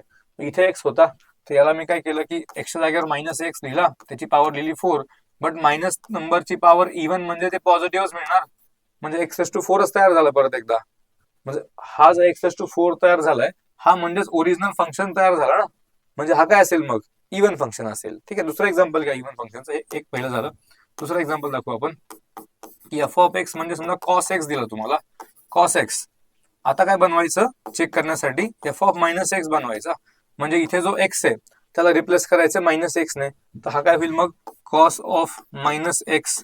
पण कॉसला मायनसने फरक पडतो का, आपण ट्रिग्नोमेट्री मध्ये बघितलंय, कॉस -θ प्लस कॉस θ असतोय. म्हणजे हे जे काय आहे कॉस -x, हा पुन्हा एकदा कॉस एक्सच बनणार आहे, याला काही फरक नाही पडत मायनस साईनने कॉसला. म्हणजे ओरिजिनल फंक्शन पुन्हा तयार झाला. म्हणजेच हे जे निगेटिव्ह घेतल्यानंतर पण काय मिळालं आपल्याला, जे फंक्शन होतं तेच फंक्शन मिळालं. हे काय असणार मग, इव्हन फंक्शन असणार. ठीक आहे, म्हणजे ट्रिग्नोमेट्रीमध्ये इव्हन फंक्शन कोण कोण असतील, कॉस आणि सेक. या दोघांना निगेटिव्ह फरक नाही पडत, त्यांचं आउटपुट तेच मिळतं सेम. म्हणजे हे कॉस आणि सेक हे दोन जे फंक्शन आहेत ट्रिग्नोमेट्रीवाले, हे दोन इव्हन फंक्शन आहेत. ठीक आहे ना. आता ऑडचं एक्झाम्पल पहा एखादं. ऑड मध्ये एक्झाम्पल बघू आपण. पहिलं example, F of X equals to, असं लिहिलं मी की x³. ऑड पॉवर घेतली आता एक्सची, आणि इथे चेक केलं की एफ ऑफ -x काय असेल, तर हा होईल -x³. -x³ म्हणजे -x³ होणार आहे. निगेटिव्ह नंबरचा पॉवर ऑड नंबर निगेटिव्ह असतोय. इथे निगेटिव्ह साईन तयार झालं, आणि हे पुढे काय आहे, हे पुढे आपलं ओरिजिनल फंक्शन आहे. म्हणजे ओरिजिनल फंक्शनचा निगेटिव्ह तयार झाला म्हणजेच काय, आपण काय सांगितलं, असं असेल कंडिशन तर आपण त्याला काय बोलतो, ऑड फंक्शन बोलतो. ट्रिग्नोमेट्रीचं एक्झाम्पल दुसरं एखादं घ्या, एफ ऑफ एक्स म्हणजे आपण लिहिलं tan x. आता याच्यामध्ये जर असं केलं, एफ ऑफ -x म्हणजे काय होईल, टॅन ऑफ मायनस एक्स, आणि हा म्हणजेच काय होणार आहे, मायनस ऑफ टॅन एक्स होणार आहे. ठीक आहे ना. मायनस ऑफ टॅन एक्स म्हणजे काय असेल, तर हा निगेटिव्ह तयार झाला कोणाचा, ओरिजिनल फंक्शन टॅन एक्सचा. म्हणजे इथे ओरिजिनल फंक्शन टॅन एक्स होतं, एक्सच्या जागेवर आपण मायनस एक्स सबस्टिट्यूट केला. मायनस एक्स सबस्टिट्यूट केल्यानंतर जे फंक्शन मिळालं ते काय मिळालं, निगेटिव्ह ऑफ ओरिजिनल फंक्शन. त्या ओरिजिनल फंक्शनचा काय तयार झाला, निगेटिव्ह तयार झाला, म्हणून आपण त्याला काय म्हणायचं, ऑड फंक्शन म्हणायचं. म्हणजे साइन, टॅन, कॉट आणि कोसेक हे चार काय असतील, ऑड फंक्शन ट्रिग्नोमेट्री वाले. कॉस आणि सेक काय असेल, इव्हन फंक्शन ट्रिग्नोमेट्री मध्ये. ठीक आहे. तर हे सगळं असा कन्सेप्ट असणार आहे. आता काही फंक्शन असे पण असतील ज्याच्यामध्ये काय होईल ना, की ते इव्हन पण नाही होणार आणि ऑड पण नाही होणार. एक एक्झाम्पल घेऊ आपण. समजा हा एफ ऑफ एक्स फंक्शन सांगितलं मी आता, F of X equals to असं बोललो की हे फंक्शन आहे एक्स स्क्वेअर प्लस एक्स. आता याच्यामध्ये काय करू, F of minus X check करू काय होईल तो. तर इथे आपण मायनस एक्स टाकणार आहेत, त्या मायनस एक्सचा स्क्वेअर आहे, मायनस एक्सचा स्क्वेअर प्लस मध्ये राहील, म्हणजे हा एक्स स्क्वेअरच राहिला. बट इथे जर मायनस एक्स आपण सबस्टिट्यूट केलं तर एक्स जागेवर काय तयार झाला, मायनस एक्स तयार झाला, म्हणजे हा झाला मायनस एक्स. आता नवीन जे फंक्शन तयार झालंय ना, ते एकतर ओरिजिनल फंक्शन पण नाहीये, एक्स स्क्वेअर प्लस एक्स नाही ते, किंवा ओरिजिनल फंक्शनचा निगेटिव्ह पण नाही. ओरिजिनल फंक्शनचा निगेटिव्ह म्हणजे काय असायला पाहिजे होता, की पूर्ण फंक्शन मधून जर मायनस कॉमन घेतला तर आतमध्ये परत तेच फंक्शन तयार व्हायला पाहिजे, असं या टाइप मध्ये व्हायला पाहिजे. तर याला म्हणून आपण ओरिजिनल फंक्शनचा निगेटिव्ह झाला म्हणून. बट इथे जर मायनस कॉमन घेतला आपण तर हा प्लस होईल, बट हा निगेटिव्ह होईल, मग एक्स स्क्वेअर निगेटिव्ह होईल. म्हणजे असं मिळेल का, minus of F of x नाही मिळणार. तुम्ही एक्स ची व्हॅल्यू मायनस एक्स सबस्टिट्यूट करताय आता, बट त्याच्यामध्ये तो ओरिजिनल फंक्शन पण नाही भेटत आहे आणि ओरिजिनल फंक्शनचा निगेटिव्ह पण नाही भेटत आहे. म्हणजेच काय, ते इव्हन पण नसेल आणि ऑड पण नसेल. मग असं पण फंक्शन पॉसिबल आहे, जे फंक्शन काय असेल की इव्हन पण नाही आणि ऑड पण नाही. ठीक आहे ना. आपण असं पण फंक्शन डिफाईन करणार जे इव्हन पण नसेल आणि ऑड पण नसेल. ठीक आहे. चला पुढच्या गोष्टीकडे जाऊया आता. पुढचा जो पॉइंट आहे तो म्हणजे इनव्हर्स ऑफ अ फंक्शन. जर तुम्हाला असं एखादं फंक्शन दिलं असेल ज्याच्यामध्ये सांगितलं की हे जे फंक्शन आहे ते डिफाईन केलं आपण ए टू बी, असं एक फंक्शन दिलं एफ जे आहे ए पासून बी पर्यंत जाणार, तर याचा इनव्हर्स फंक्शन काय असणार आहे, इनव्हर्स. तर इनव्हर्स असेल एफ इनव्हर्स, आपण त्याला असं लिहिणार, एफ फंक्शनचा इनव्हर्स आहे हा काय असणार आहे, हा बी कडून ए कडे येणार असणार आहे, उलटा असेल ना तो. एफ जर ए कडून बी कडे चालला तर एफ इनव्हर्स काय असणार, बी कडून ए कडे येणार असणार आहे. ठीक आहे ना. तर हा काय झाला तुमचा एफ इनव्हर्स फंक्शन झाला. बरं, याच्यासाठी आता एक इम्पॉर्टंट कंडिशन असणार आहे की जर तुमचं फंक्शन एक तुम्हाला एफ ऑफ एक्स फंक्शन दिलं असेल आणि या एफ ऑफ एक्स फंक्शनचा इनव्हर्स तुम्हाला सांगितलंय बनवायला, इनव्हर्स फंक्शन म्हणजेच काय असेल ते एफ इनव्हर्स ऑफ एक्स असं म्हणतो आपण. एफ ऑफ एक्सचा इनव्हर्स काय सांगणार, एफ इनव्हर्स ऑफ एक्स असं लिहायचं आपल्याला त्याला. बट हे डिफाईन्ड कधी असेल, defined only if F of x is 1 on 2. फंक्शनचा टाईप काय असायला पाहिजे आता आपल्याला, ते जे फंक्शन आपण सांगतोय एफ ऑफ एक्स फंक्शन, ते जर 1 आणि ऑन 2 असेल, 1 पण असायला पाहिजे, ती फर्स्ट कॅटेगरी बघितली आपण, आणि सेकंड कॅटेगरी मधलं ऑन 2, या दोघांचं जर कॉम्बिनेशन असेल तर आपण काय सांगणार की तरच त्या एफ ऑफ एक्स फंक्शनचा इनव्हर्स डिफाईन आहे. ठीक आहे ना. एफ ऑफ एक्स फंक्शन जर 1 आणि ऑन 2 असेल तरच आपण त्या फंक्शनचा इनव्हर्स फंक्शन फाइंड करू शकतोय, तरच ते इनव्हर्स फंक्शन डिफाईन्ड आहे. ठीक आहे ना. आता हे 1 जे असतं त्या 1 ला आपण हे पण म्हणतात, 1 ला म्हणतात इंजेक्टिव्ह फंक्शन. कधी कधी हा पण वर्ड वापरला असेल, इंजेक्टिव्ह फंक्शन. या ऑन 2 ला म्हणतात सर्जेक्टिव्ह फंक्शन, सर्जेक्टिव्ह फंक्शन. ठीक आहे ना. आणि ह्या दोघांचं जर कॉम्बिनेशन असेल, एखादं फंक्शन 1 आणि ऑन 2 आहे, तर त्याला आपण म्हणतो बायजेक्टिव्ह फंक्शन. ठीक आहे, याला काय म्हणतो आपण, बायजेक्टिव्ह फंक्शन म्हणतो. हे सी आहे हा. बायजेक्टिव्ह फंक्शन जर असेल, एफ ऑफ एक्स जर बायजेक्टिव्ह असेल, बायजेक्टिव्ह म्हणजेच काय, इंजेक्टिव्ह आणि सर्जेक्टिव्ह म्हणजेच 1 आणि ऑन 2 असा जर तो फंक्शन असेल तरच आपण त्याचा इनव्हर्स डिफाईन करू शकतोय, तरच इनव्हर्स पॉसिबल असेल. आता इनव्हर्स फाइंड कसा करायचा याचं एक्झाम्पल बघूया एक पटकन. की समजा एक तुम्हाला फंक्शन दिलं F of x, F of x function दिलं एक्स अपॉन एक्स प्लस 1 हे वाला फंक्शन दिलं, आणि असं म्हटलं की या फंक्शनचा इनव्हर्स फंक्शन फाइंड करायचं आपल्याला. तर आपण काय करायचं, मेथड लक्षात घ्या. आता काय करतो आपण, एफ ऑफ एक्स म्हणजे वाय, तर वाय लिहून घ्या. वाय म्हणजे एक्स अपॉन एक्स प्लस 1, हे आपलं गिव्हन फंक्शन आहे. ठीक आहे ना. हे आपलं गिव्हन फंक्शन आहे, आपल्याला या फंक्शनचा इनव्हर्स बनवायचा आहे. बट हे फंक्शन काय आहे, हे वाय फंक्शन आहे इन टर्म्स ऑफ एक्स, बरोबर ना. इकडे वाय म्हणजे वाय फंक्शन आहे इन टर्म्स ऑफ एक्स येते. तर आपण काय करायचं इथे इथे मल्टिप्लिकेशन करून घेणार आपण इकडे. तर हा X into Y plus Y equals to X तयार झाला. आपला टार्गेट काय आता की आपल्याला एक्स फंक्शन बनवायचं आहे. तुम्हाला फंक्शन वाय दिलेलं आहे इन टर्म्स ऑफ एक्स. आता आपण काय करणार एक्स फंक्शन बनवणार इन टर्म्स ऑफ वाय. म्हणजे सगळे एक्स एका साईडला घ्यायचे आणि एकटा एक्स बाजूला ठेवायचा, बाकी सगळं शिफ्ट करून द्यायचं. आता इथे एक्स मायनस करून घ्या किंवा हा एक्स वाय तिकडे मायनस करून घ्या. म्हणजे काय होईल Y equals to X minus X Y. इथून आता एक्स कॉमन घेणार आपण, 1 मायनस वाय राहिला वाय म्हणजे. तर इथे मला एक्स फंक्शन पाहिजे ना, गिवन तर वाय फंक्शन होतं. आपल्याला हे कॅल्क्युलेशन करून काय करायचंय एक्स फंक्शन बनवायचं इन टर्म्स ऑफ वाय. तर इथे एक्स ला लिहू आपण. एक्स म्हणजेच काय असेल तर हा वाय अपॉन 1 मायनस वाय असेल. आणि हे फंक्शन म्हणजेच काय आता हे फंक्शन म्हणजेच गिवन फंक्शनचा इनव्हर्स फंक्शन आहे. ठीक आहे, गिवन फंक्शन तुम्हाला वाय होता, तर हा काय झाला आता एक्स तयार केला आपण इन टर्म्स ऑफ वाय. म्हणजेच हा गिवन फंक्शनचा इनव्हर्स फंक्शन तयार झाला. आता याला लिहिताना फक्त आपण काय लिहिणार, हा एक्स म्हणजे आता आपण लिहायचा एफ इनव्हर्स ऑफ एक्स. म्हणजेच काय करायचं इथे म्हणजे आपण एक्स ला रिप्लेस केलं इनव्हर्सने, तर तिकडे वाय ला पण रिप्लेस करा एक्सने, एक्स अपॉन 1 मायनस एक्स. हे जे काही फंक्शन तयार केले आता मी त्याला पुन्हा एकदा मी वेगळ्या कलरने दाखवतो की हे जे फंक्शन आपण तयार केलंय हे फंक्शन म्हणजेच काय असेल तर इनव्हर्स फंक्शन असेल. एफ ऑफ एक्स हा काय असेल inverse, F inverse of x. ते आपण बनवलं x function in terms of Y, but लिहिताना आपण त्याला पुन्हा इंटरचेंज करणार एक्स आणि वायला. एक्सच्या जागेवर वाय लिहायचंय म्हणजे एफ इनव्हर्स एक्स लिहायचंय, वायच्या जागेवर एक्स लिहायचंय. म्हणजे आपल्याला ते एक्स मध्ये सांगायचं शेवटी जाऊन नंतर फंक्शन आपण तयार केलं वाय मध्ये, बट सांगताना आपण ते एक्स मध्ये सांगणार आहेत. म्हणून एक्स फंक्शन तयार केलं इन टर्म्स ऑफ वाय आणि सांगताना हेच आपण वायच्या जागेवर एक्स लिहून दाखवायचा इनव्हर्स फंक्शन. हे इनव्हर्स फंक्शन बनवण्याची मेथड आहे की तुम्हाला एक फंक्शन दिलंय वाय म्हणजे काय ते इथून सगळं शिफ्ट करा, कॅल्क्युलेशन करा, मल्टिप्लिकेशन करून घ्या, सगळे एक्स वाले टर्म एका साईडला घ्या, तिथून एक्स कॉमन घ्या, बाकी सगळं शिफ्ट करा.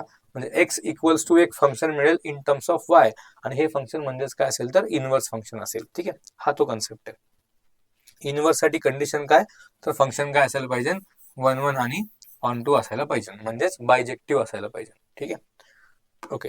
नेक्स्ट पॉइंट कडे जाऊयात की काही स्पेशल टाईपचे फंक्शन इथे लिहून ठेवलेत मी की जर या टाईपचं क्वेश्चन मध्ये फंक्शन विचारलं आपल्याला तर आपण सांगायचं डायरेक्टली ते काय असेल ते. ठीक आहे, फॉर एक्झाम्पल पहिलं वाला फंक्शन बघा की F of X plus Y, एफच्या आतमध्ये एक्स प्लस वाय हे equals to F of X plus F of Y. Separate separate त्यांची ऍडिशन जर होत असेल तर आपण या केसमध्ये आपण फंक्शन काय सांगणार के इंटू एक्स सांगणार.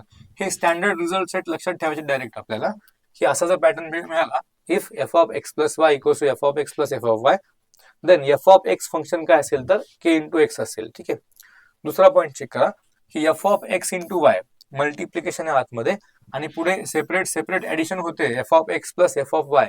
तर त्या केसमध्ये काय बोलणार आपण हे फंक्शन काय असेल तर F of X equals to log X असेल. ठीक आहे, त्यानंतर F of X plus Y हे जर आता F of X into F of Y असं झालं, इथे ऍडिशन होती सेपरेट सेपरेट, आतमध्ये ऍडिशन बाहेर पण सेपरेट ऍडिशन, तर आपण के एक्स फंक्शन सांगितला. इथे आतमध्ये ऍडिशन बाहेर मल्टिप्लिकेशन, या केसमध्ये आपण काय सांगणार ते फंक्शन ई ऑफ एक्स आहे. F of X equals to काय असेल ई ऑफ एक्स असेल. त्यानंतर एफ ऑफ एक्स इंटू आता एफ ऑफ 1 अपॉन एक्स हा जर पॅटर्न असेल हे equals to separate F of X separate 1 upon X F of 1 upon X त्यांची ऍडिशन, इथे मल्टिप्लिकेशन आहे पुढे त्यांची ऍडिशन असेल. असा पॅटर्नचा जर फंक्शन असेल दिलेला क्वेश्चन मध्ये तर आपण एफ ऑफ एक्स काय घ्यायचंय X raise to N plus 1 directly घ्यायचंय.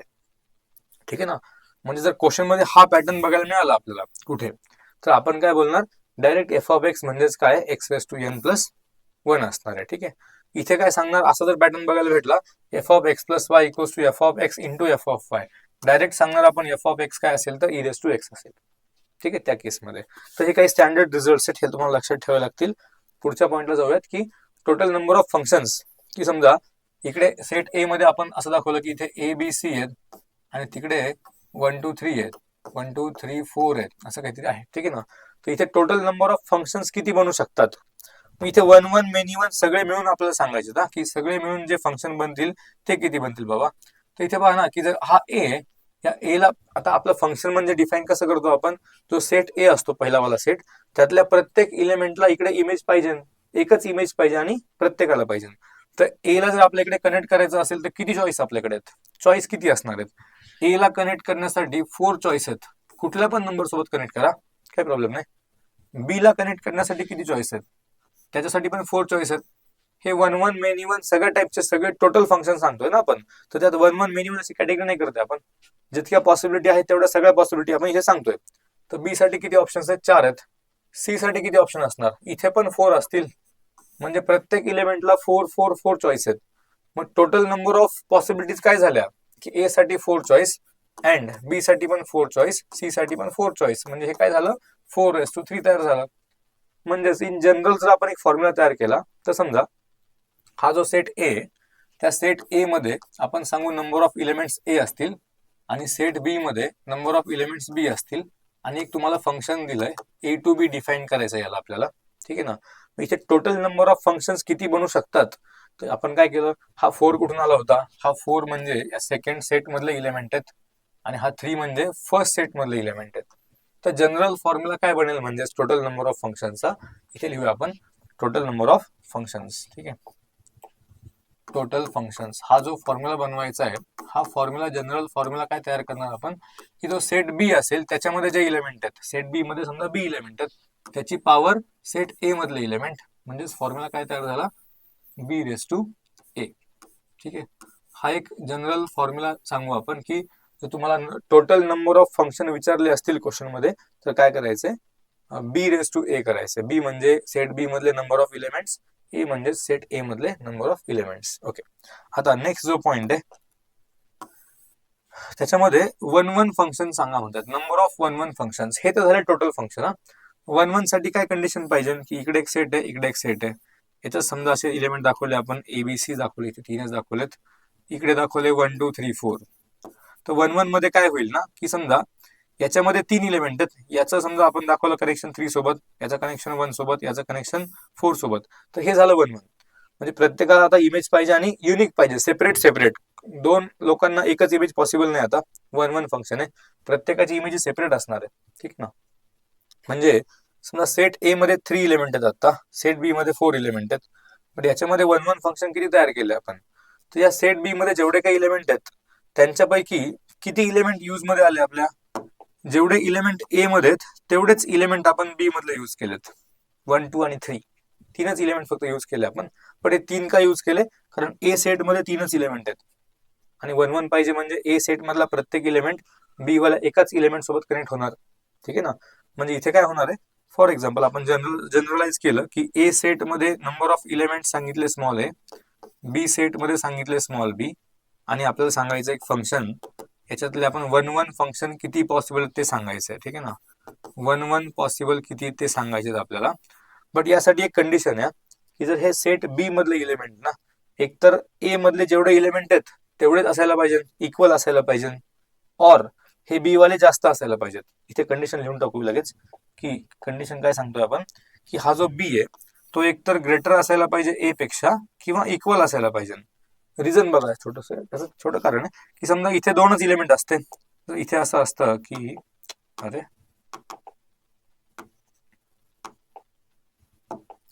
इथे आपण असं केलं असं समजा की हा जो सेट बी दाखवला होता या सेट बी मध्ये 2च इलेमेंट असते 1 आणि 2.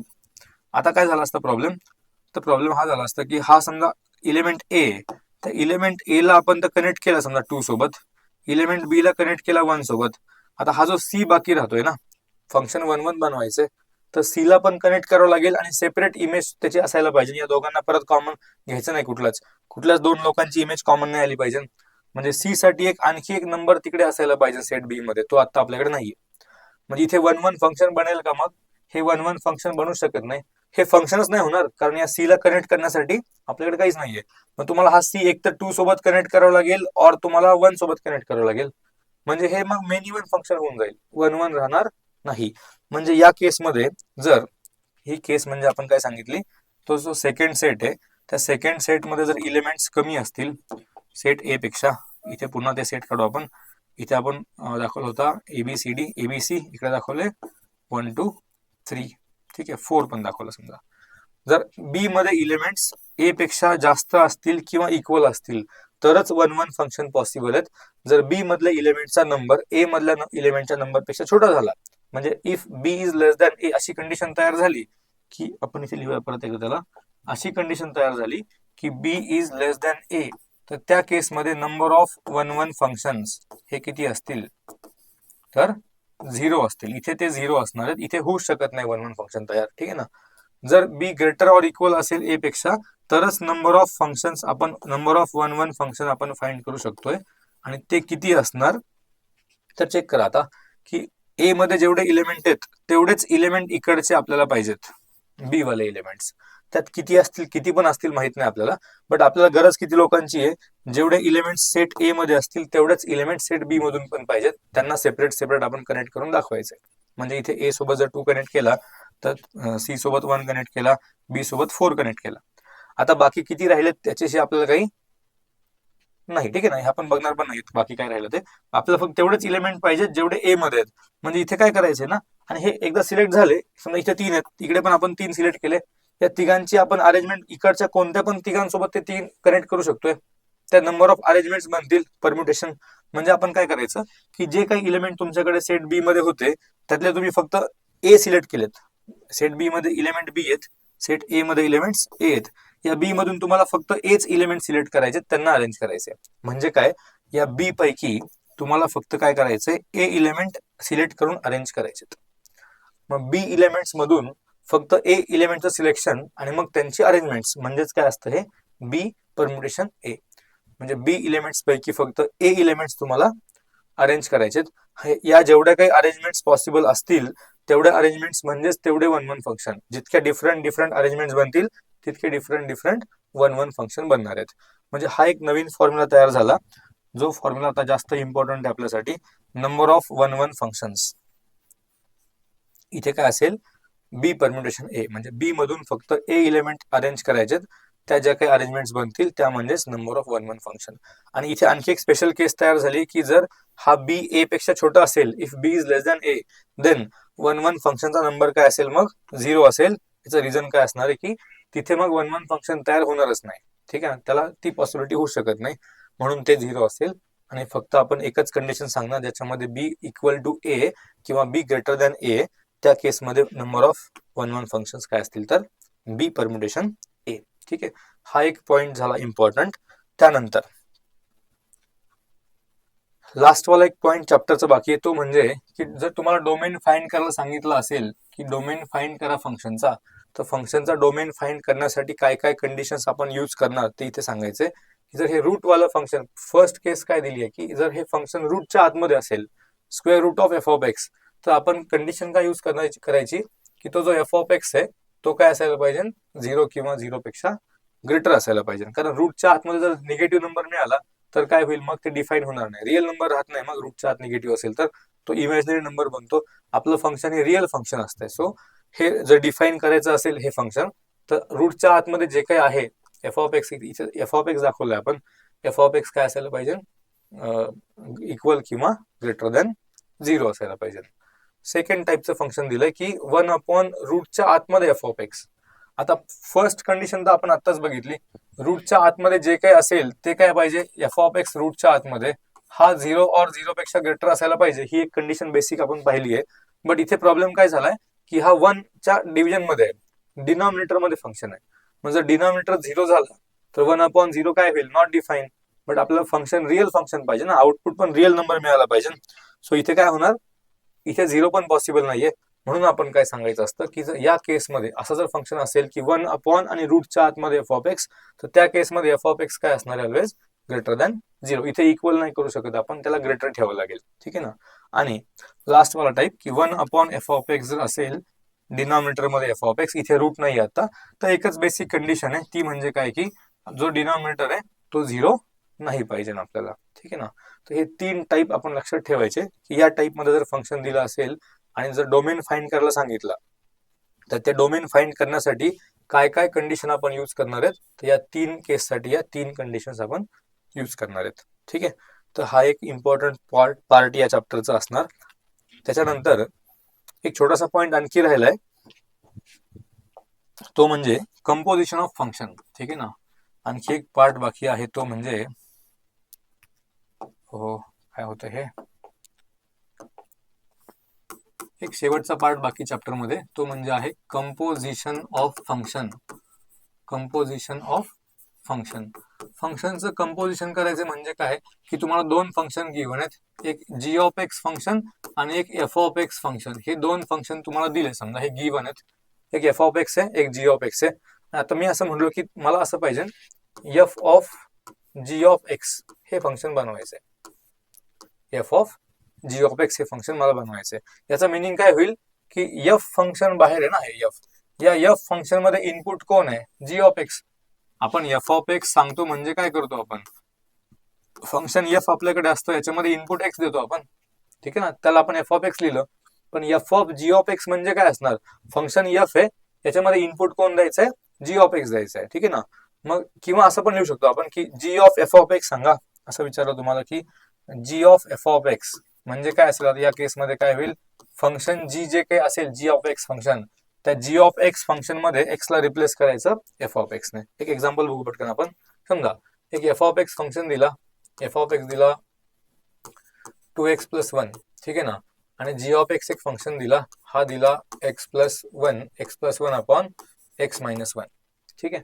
आता मी म्हटलो की मला पाहिजे जी ऑफ एफ ऑफ एक्स, याचा मिनिंग काय असणार आहे की जी फंक्शन मध्ये इनपुट काय द्यायचं आहे, एफ ऑफ एक्स द्यायचा आहे. पण एफ ऑफ एक्स म्हणजेच कोण आहे, हा पूर्ण एफ ऑफ एक्स आहे. म्हणजे आता जी फंक्शन मध्ये जिथे कुठे एक्स असेल, इथे एक एक्स आला इथे एक एक्स आलाय, तर या जी फंक्शन मधल्या एक्सच्या जागेवर आपण इनपुट काय देणार, एफ ऑफ एक्स पूर्ण फंक्शन आपण तिथे लिहिणार. या एक्सच्या जागेवर आपण काय लिहायचं, आता परत एकदा 2x + 1 लिहायचा आणि पुढे +1. डिव्हिजन मध्ये इथे पण एक्स आला म्हणजेच काय झाला, तो 2x + 1 झाला आणि पुढे -1 आहे. हे जर कॅल्क्युलेशन आपण केलं तर 2x + 2 आपण काय राहील 2x, कारण इथे 1 आणि 1 कॅन्सल होणार आहे. हे का असं करताय, इथे काय होईल, हा 1 आणि हा 1 कॅन्सल होणार, 2x राहणार आहे. 2 कॉमन घेऊन जर कट केला तर इथे फक्त x + 1 x एवढंच फंक्शन बाकी राहील. आणि हे म्हणजेच काय तयार झालं, जी ऑफ एफ ऑफ एक्स तयार झालं. याच्या उलट जर आपण गेलो आणि असं बोललो की F of G of X सांगा, F of G of X हे बनवा, याचा मिनिंग काय की एफ फंक्शन मध्ये काय करायचंय, जिथे कुठे एक्स आला असेल त्याच्या जागेवर इनपुट काय द्यायचंय आपल्याला, जी ऑफ एक्स द्यायचंय. हे बाहेर एफ फंक्शन आहे, म्हणजे एफ फंक्शनच्या आतमध्ये काय करायचं आपण, इनपुट जी ऑफ एक्स लिहायचा. तर एफ मध्ये एक्स कुठे आला, इथे आला. मग आता आपण काय करायचं, 2 × एक्सच्या जागेवर पूर्ण फंक्शन जी ऑफ एक्स लिहावं लागेल. जी ऑफ एक्स फंक्शन म्हणजेच काय होतं, एक्स प्लस काहीतरी प्रॉब्लेम याला येतोय, x + 1 x - 1 हा फंक्शन जी ऑफ एक्स होता. आपण काय केलं, एफ फंक्शन मध्ये एक्सच्या जागेवर आपण त्या जी ऑफ एक्सला लिहितोय आणि प्लस पुढे काय तर +1 आहे. याला सिम्प्लिफाय करायचं फक्त आता. तर हे 2x + 2 2 ने मल्टिप्लाय केलं, हा डिनॉमिनेटर सेम होऊन तिकडे +1 - 1 होईल आणि खाली काय होणार आहे, x - 1. तर कॅल्क्युलेशन जर तुम्ही केलं तर इथे काय होणार, 2x + x म्हणजे 3x आणि 2 - 1 म्हणजे +1, 3x + 1 x - 1. हे फंक्शन काय तयार झालं, F of G of x function तयार झालं. म्हणजे आपण काय केलं, एफ जे काही बाहेर दिलं असेल फंक्शन, हे बाहेर जे असेल ते फंक्शन आपलं असणार आहे. याच्यामध्ये इनपुट काय द्यायचं, तर दुसरं फंक्शन द्यायचं इनपुट. पण एफ फंक्शन हे होतं आपल्याकडे 2x + 1. इथे आपण एक्सच्या जागेवर काय लिहिलं, हे पूर्ण जी ऑफ एक्स फंक्शन लिहिलं एक्सच्या जागेवर. म्हणजे 2 × x होतं ना ते, तर 2 × हा ब्रॅकेट +1 असं तयार केलं. इकडे काय केलं, जी फंक्शन मध्ये इनपुट आपण एफ ऑफ एक्स देतोय, जी फंक्शन ऑलरेडी हा आहे x + 1 x - 1. याच्यामध्ये जिथे कुठे एक्स आला असेल तिथे काय करायचं, आपण एक्सच्या जागेवर तो पूर्ण एफ ऑफ एक्स लिहायचा. तो एफ ऑफ एक्स लिहिला, ते सिम्प्लिफाय करून जे येईल ते F of G of X असेल. इकडे काय असेल ते हे F of G of X find केलं आपण. इथे काय फाइंड केलं, तर G of F of X find केलं. ठीक आहे. तर हे सगळे काय झाले, आता त्या फंक्शन चॅप्टरचे सगळे बेसिक कन्सेप्ट एक क्विक रिव्हिजन आपण केली आहे. थोडंसं फास्ट बघितलं काय काय आपल्याला इम्पॉर्टंट पाहिजे. तसा हा चॅप्टर खूप वास्ट आहे, खूप मोठा चॅप्टर आहे, याच्यामध्ये खूप साऱ्या गोष्टी असतात. बट प्रत्येक गोष्ट आपण काही क्रॅश कोर्स मध्ये घेऊ शकत नाहीत. तर जे काही इम्पॉर्टंट पॉईंट्स आपल्याला रिक्वायर्ड आहेत ते आपण याच्यामध्ये कव्हर केलेत. याच्यावरती बेस्ट आता आपण याच्यानंतरच्या पार्टमध्ये क्वेश्चन सॉल्व्ह करणार आहेत. प्रिव्हियस इयरचे क्वेश्चन सॉल्व्ह करूयात. थोडंसं एकदा रिवाइज करा, प्रत्येक फॉर्म्युले प्रत्येक गोष्टी काय काय टाइप्स फंक्शनचे आहेत हे रिव्हिजन करून ठेवा, म्हणजे प्रॉब्लेम सॉल्व्ह करताना तुम्हाला थोडं सोपं वाटेल. ठीक आहे. थँक्यू.